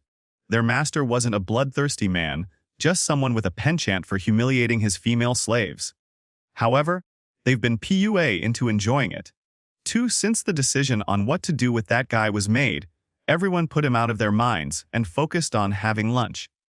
As for how this lunch was going to be, in the training room, Catherine, completely naked and covered in serving dishes, said with a bitter expression, "Master, Medusa has been snickering for a long time. How about this? You make her strip too. I'll hold the main course, and she can hold the side dishes. How about you enjoy your meal off the both of us? The human body feast, a depraved way of dining, and this detestable master was using it to humiliate her." Medusa smirked at the suggestion. She then gently scraped Catherine's pubic hair with a steel fork, speaking in a sinister tone, "Master, I think this area is quite unsightly. Why don't we clean it up for her? It would look much nicer and feel more comfortable, wouldn't it?" As she spoke, Catherine glared at Medusa in anger, causing Charles to burst into laughter. However, he declined Medusa's proposal. A female slave without her distinctive traits would be no different from a mindless flesh toy. What he wanted was the ultimate female slave who could be wild in bed and capable on her own off it. In the end, Medusa was successfully dragged into it by Catherine, her naturally hairless state symbolizing something deeper. People always envy what others have that they don't, even body hair. Meanwhile, in another room, Megan Takeshie had woken up, looking around in terror at the scene in front of him. He saw Little Green leisurely spitting venom because its majesty had said that only through diligent practice could the venom improve more quickly. And now, it seemed to be working. Hearing the dwarf's loud exclamation, Little Green accidentally spilled a bit of venom, which landed right on the dwarf's crotch. The terrifying corrosive venom immediately ate through several layers of steel, almost scaring Megan Takeshie to death as he had just woken up. He stared blankly as his pants were corroded away, revealing his small penis underneath. Or rather, it was precisely because it was so small that it wasn't corroded by Little Green's venom. In the end, small had its advantages. If it had been Charles with his ever-growing beast, it probably wouldn't have been hidden at all. Little Green's menacing face showed a surprisingly human-like look of confusion. It spat out its mouthparts, looking a bit embarrassed. Before leaving, Her Majesty the Queen and the Overlord had instructed it not to harm the weak food in front of it. But that little mistake almost killed the guy with venom. But since the guy was awake now, it was time to call for its queen. As for facing the Overlord, it still felt a bit intimidated. Always felt he was hard to get along with. In the training room, the two beautiful female bodies slowly cleaned up the food on themselves. Suddenly, Catherine said to Charles, "Master, the Overlord who was unconscious has woken up, and it seems Little Green made another mistake and scared him quite a bit." Charles, who had just finished the human body feast, was slightly taken aback, then said with a frustrated look, "Why do I feel like Little Green always likes to stick around you? One of these days I'm going to check if it's male or female. If it's male, I'll chop him up first." Listening to the possessiveness in her master's voice, Catherine blushed and said with a hint of exasperation, "Don't worry, Master. I know you despise your women being tainted by male elements. That's why my first directive as a Zerg was to ensure all born Zerg are programmed with female genes." Even though this precaution might seem unnecessary, implementing it gave Catherine a sense of peace. Within Zerg territory, only one Overlord needed to be male. The Zerg queens and Zerg heroes were merely female slaves chosen at the Overlord's whim. Charles nodded in satisfaction, thinking Catherine had done a thorough job. "All right, let's go and meet this newly awakened Overlord," Charles said. His eyes, however, revealed depth rather than anticipation. Since crossing into this world, the notion of strangers trusting each other seemed lost. His first instinct was that the other person wasn't good. It was that simple and straightforward. Hearing this, the two women hesitated, then smiled wryly as they noticed the marks on their bodies. They quickly took a bath, and afterward, the three of them headed to the Zerg holding area to see who this person was. The holding area was quite far from the training room, so they used insect wings to quickly reach Little Green's room. Seeing the dwarf nearly scared out of his wits, Charles said calmly, "All right, friend, you're out of danger now. Can you tell us where you're from?" Charles's demeanor now was different from when he was with his two female slaves. He radiated a cold, awe-inspiring presence like a god among mortals, making Megan Takeshie tremble and unable to speak. "I asked where you're from, and this is the response I get." Charles's patience wore thin. "If you don't speak up, I'll come back tomorrow." Megan Takeshie still didn't dare to speak, only mumbling something while trembling on the ground. Charles frowned. Why was this guy acting like he'd seen a ghost? Was he that terrifying? Through the bloodline modification of the Zerg Overlord, he'd become the epitome of his race in both appearance and physique. Could this guy have some kind of reverse aesthetic preference? Perhaps sensing her master's confusion, Medusa respectfully said, "Master, I believe this might be due to the biological instinctive fear caused by your Overlord bloodline and Tier 4 suppression. Let me help you remove it. As a former Tier 7 powerhouse, dispelling such pressure was not difficult as long as the other party agreed." Soon, the invisible pressure around Charles dissipated, and Megan Takeshie finally managed to gather enough courage to speak. But when he looked at Catherine again, his face twitched with fear. Seeing this, Catherine could only look pitifully at Medusa. Medusa smiled faintly and used her magic to seal her own pressure. Finally, they could communicate. Megan Takeshie was on the verge of collapse. He cried out, Why are you bullying me like this? Wouldn't it be better to just end me quickly? Charles frowned slightly. So, he's from Sakura Nation. He had some disdain for people from that country.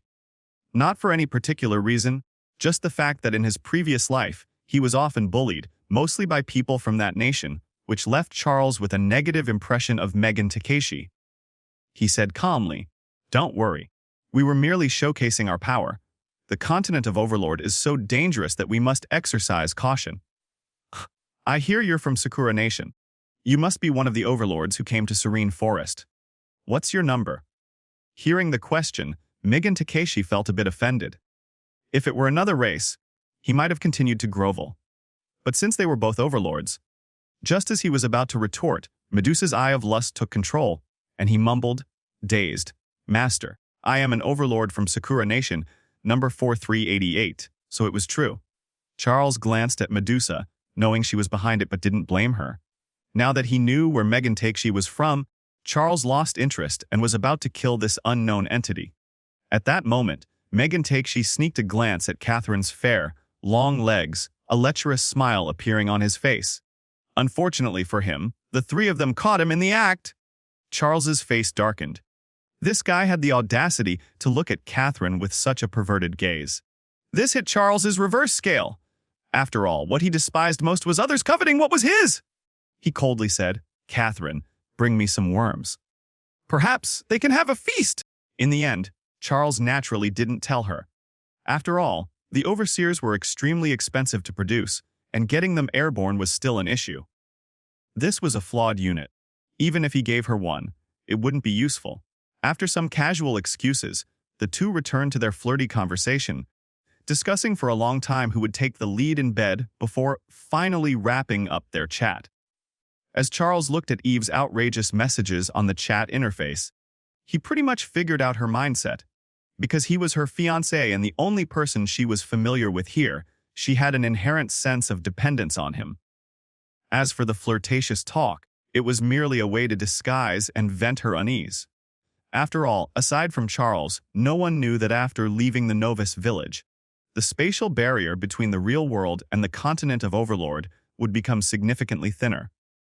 At that time, various Overlord guilds and Overlord mercenary groups would start appearing in the real world, aiming to seize real world populations and corresponding coordinates in the continent of Overlord. By then, this game called the Continent of Overlord would truly begin. After organizing his thoughts, Charles slowly fell asleep. At that moment, Catherine used the information network to inform him, "Master, I've caught a few small worms. They're in the open area outside." Charles raised an eyebrow, remembering that pathetic worm who dared to covet his woman. "All right, I'll be right there." Charles replied, then opened the door and walked out slowly. As an overlord among the Zerg, he was inherently a dark and chaotic overlord. When Megan Takeshi had cast those lecherous eyes over his woman, he should have thought about how he wanted to die to avoid a fate worse than death. But he didn't, so Charles captured him.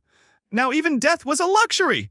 In the open area outside, Megan Takeshi cursed and struggled to shake off the yellow liquid covering him. The nauseating smell made him vomit multiple times, leaving his dwarf, face weak and pale. With his tongue cut out, Megan Takeshi could only glare at Medusa and Catherine with intense hatred. All I did was look at some legs. Did it have to come to this? Neither Medusa nor Catherine paid any attention to his wailing.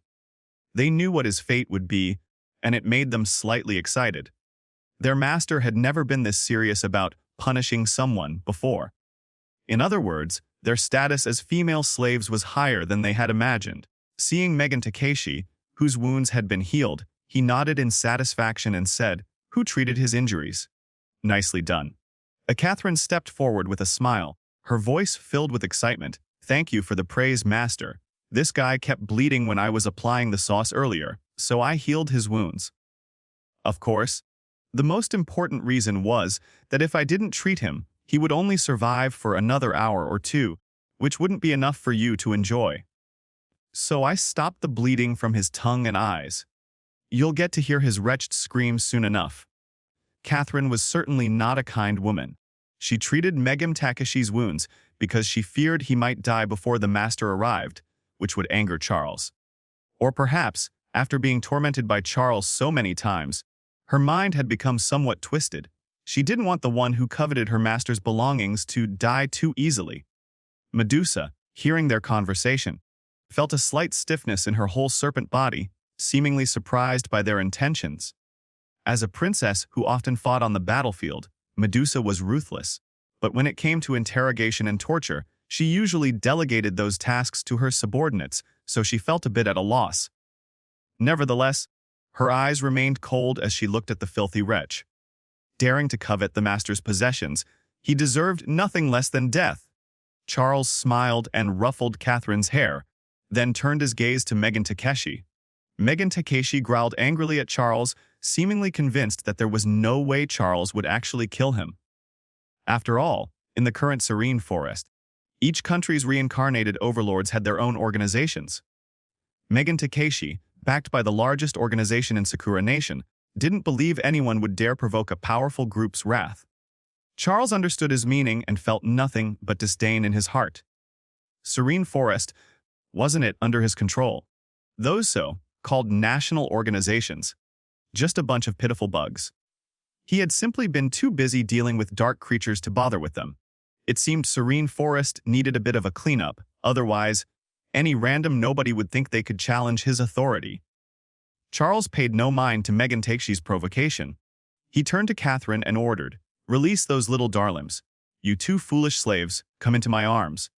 Let's enjoy the show together." Catherine and Medusa exchanged a glance, then eagerly ran to Charles and naturally nestled into his embrace. If it weren't for the presence of a filthy male, there would likely be some playful teasing. As soon as the two women settled with Charles, Catherine released the restraints on the worms, allowing them to roam freely. Megan Takeshi was covered in sauce that the worms loved, making him their first target. The worms crawled slowly, and there were only 3 or 4 of them. So, at first, Megan Takeshi could limp away with his remaining strength to escape their advances. But soon, as his energy waned rapidly, he was horrified to find that those terrifying worms showed no sign of slowing down. They were like relentless monsters, blindly pursuing him without ever stopping. Megan Takeshi sobbed and frantically tore at his clothes. He finally realized why those malicious women had doused him in that disgusting liquid. It was the favorite food of those creatures! They wanted those monsters to bite him to death! From the sidelines, Catherine watched with bloodshot eyes as Megan Takeshi was gradually overtaken by the worms. They latched onto him, and one by one, those 4 worms began to consume his limbs. Excitedly, she tugged on Charles and Medusa, shouting, "Look, Master! Medusa!" This is the fate of anyone who dares to covet the Master's possessions. Look at his miserable state. "Ha!" Charles gently touched Catherine's slightly manic face and spoke in a softer tone. "Don't worry, Catherine. Your master will never abandon you. As for why I spoke like that earlier, it's because that dying fool dared to covet you. You are my woman, my slave, and that made me very angry." Hearing Charles' repeated reassurances, Catherine's emotions slowly calmed down, and tears unknowingly welled up in her eyes. She knew that her master had not been cold to her before, but since Megan Takeshi arrived, she had felt a chill from him once again. Even though it wasn't directed at her, it still made Catherine anxious. Medusa, not one for words, silently patted Catherine's back. Not long ago, she had felt the same way, afraid that the master might abandon her because of certain people or events. It wasn't until their recent wild intercourse with the master outdoors that her mood lifted. Of course, it wasn't just because of that wild intercourse. That was merely a playful moment. The most important thing was that Charles was willing to give them a sense of security, ensuring them that they wouldn't be abandoned. And so, after making his final contribution, Megan Takeshi's head was also consumed by the worms. The first round was over. Charles stood up, smiling faintly, and said, "Catherine, disperse the worms and then heal him. Then we'll repeat this process over and over until every last bit of his spirit is broken. Only then will we let the little darlings have their fill. I think Mr. Megan Takeshi will carry a grudge to his grave." Early the next morning, Charles, who was catching up on sleep on his worm bed, suddenly sensed something. He looked down at the parchment beneath him, bewildered. What had been relatively clean now bore traces of blood. Charles slowly sat up and spread the parchment open. Because he had killed Megan Takeshi, he was now marked in red. Sure enough, when he opened the parchment, he found an extremely conspicuous red warning box in the regional channel. Attention!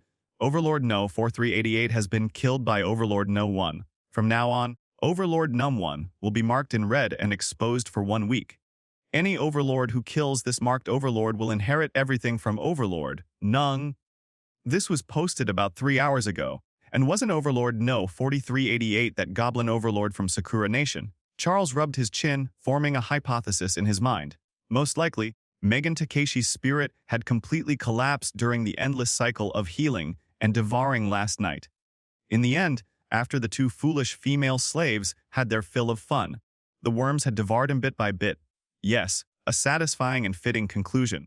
He then checked the information network and found that the 2 women had indeed shared every detail of the event with him in their memories.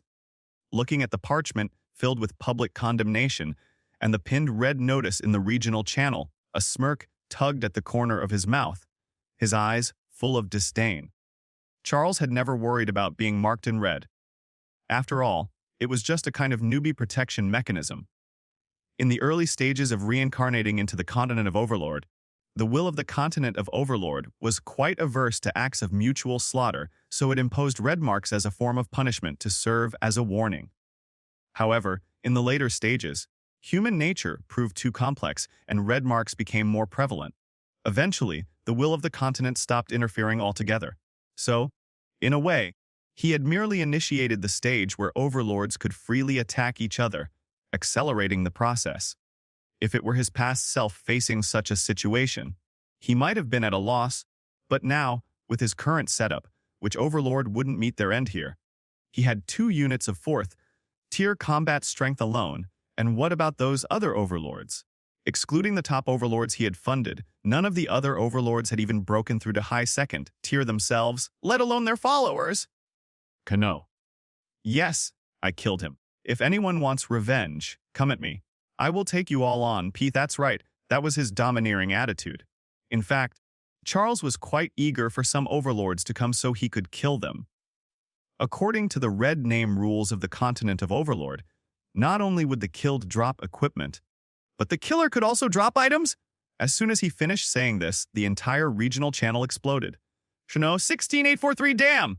How is this guy so arrogant? I have a mid-2nd tier unit and 3 lower 2nd tier units here. Anyone want to team up to take down No 1? 400? 346, exactly. I've been annoyed with No 1 for a while. Now that we have his coordinates, let's go get him. And Hani Vive, I'd like to see who dares. I have 2 lower 3rd tier elf units here, ready to turn any attackers into Swiss cheese. Chef Landry, you bunch of trash are like stinking bugs. Do you dare to touch my boss? Eve, I, Flandra, only have 1 high 2nd tier unit. But I'll rally our brothers and sisters to help. Seeing his sponsored allies about to clash with the others in the comments section, Charles nodded with satisfaction. These were the people he had carefully chosen in the comments section, and it seemed he hadn't chosen wrong. After all, even with the existence of contracts, they only dictated mutual resource support and tribute obligations. They had no duty to go this far. Ultimately, the combined forces of overlords heading to hunt down Charles amounted to around 2,000 lower 2nd tier units and several hundred mid-2nd tier units. These were the follower armies of overlords relatively close to Charles. However, led by Eve, the team choosing to support Charles consisted of only 4 high 2nd tier units. This highly uneven balance of power made those 2 overlords unhesitatingly choose Charles. For no other reason than the fact that Charles had supported them, and they couldn't bring themselves to betray that loyalty. Chediv, damn! I've marked all those bastards. Once my elves get there, they'll be annihilated. Eve, my fiancée, I have a big directional teleportation stone that can bridge distances. Come hide with me and I'll help you rise again! Eve, how? Stop being so stubborn, will you? Even if your Zerg are plentiful, the other side has thousands of mid-2nd tier units. You can't handle that. Do you want me to become a widow, you jerk? How Overlord, no. 438 has gifted you 1 low 3rd tier follower and 5 high 2nd tier followers. Except, seeing the messages and the resources sent by his fiancée, Charles felt a warmth in his heart. deeply touched by this silly girl's devotion. Before he could refuse, other high-tier overlords, unable to arrive in time due to distance, also began sending all their high-tier resources and units as gifts, hoping their leader could turn the tide with these reinforcements. Charles rolled his eyes in exasperation. When was the last time he showed his strength? It must have been when he had just ascended to silver-tier overlord, with only one mid-third-tier Medusa Serpent Queen under his command. Back then, his entire army consisted of just a few hundred first-tier worker bees and mid-second-tier Zerglings, totaling less than 1,000. Charles. All right. Sweetheart, maybe I forgot to tell you just how strong your backing is, which caused your worry. Heave. Are you saying that in just a few months, you've managed to produce a Zerg army comparable to theirs in number? Since Charles had already reached gold-tier overlord, Eve was a bit skeptical. Could one fourth-tier powerhouse really fend off thousands? Otherwise, how could the total number of units multiply severalfold or even tenfold in such a short span of time? Clearly, the other high-tier overlords shared the same concern. But after Charles shared a few data points on the Medusa army's formations, they promptly withdrew their units. What the heck? Even an ordinary worker bee is almost stronger than their followers. What? That serpent formation can already wipe out a mid-third-tier small army. What? The boss's territory has 2 low 4th-tier units and countless 3rd-tier Zerg forces. Those high-tier overlords who had just felt pity for their boss now looked down on the so-called army of thousands of 2nd-tier units with utter contempt. Seriously, who do they think they're underestimating? Our boss's worker bees alone could drown them! Next, these allies created a small group chat, discussing whether they should send even more units to the enemy. Otherwise, there wouldn't be enough for their boss to handle.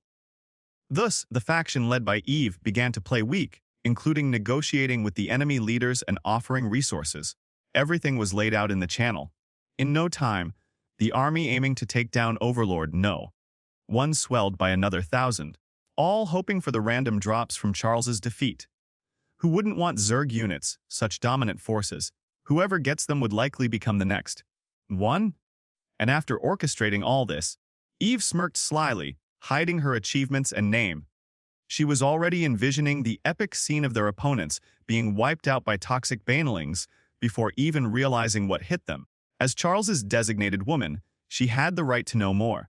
Naturally, she was well aware of how utterly devastating the toxic banelings, developed by Catherine, could be against such clustered trash units. Master, did you call me back for something important? Master, is something wrong? Outside, there was a knock on the door accompanied by the worried voices of 2 silly female slaves. Charles pressed a button on the high-grade metal of his insect bed, and the door opened. Looking at the 2 exquisitely beautiful female slaves, each with her own unique charm, Charles smiled slightly and said, "It's nothing serious. I just thought that instead of clearing out those dark creatures, perhaps we should let those ill-intentioned overlords understand one thing. We are not to be trifled with. In about 3 days, Medusa, I want you to gather all available forces. We shall use blood to cement our rule. We'll call the shots in the entire serene forest."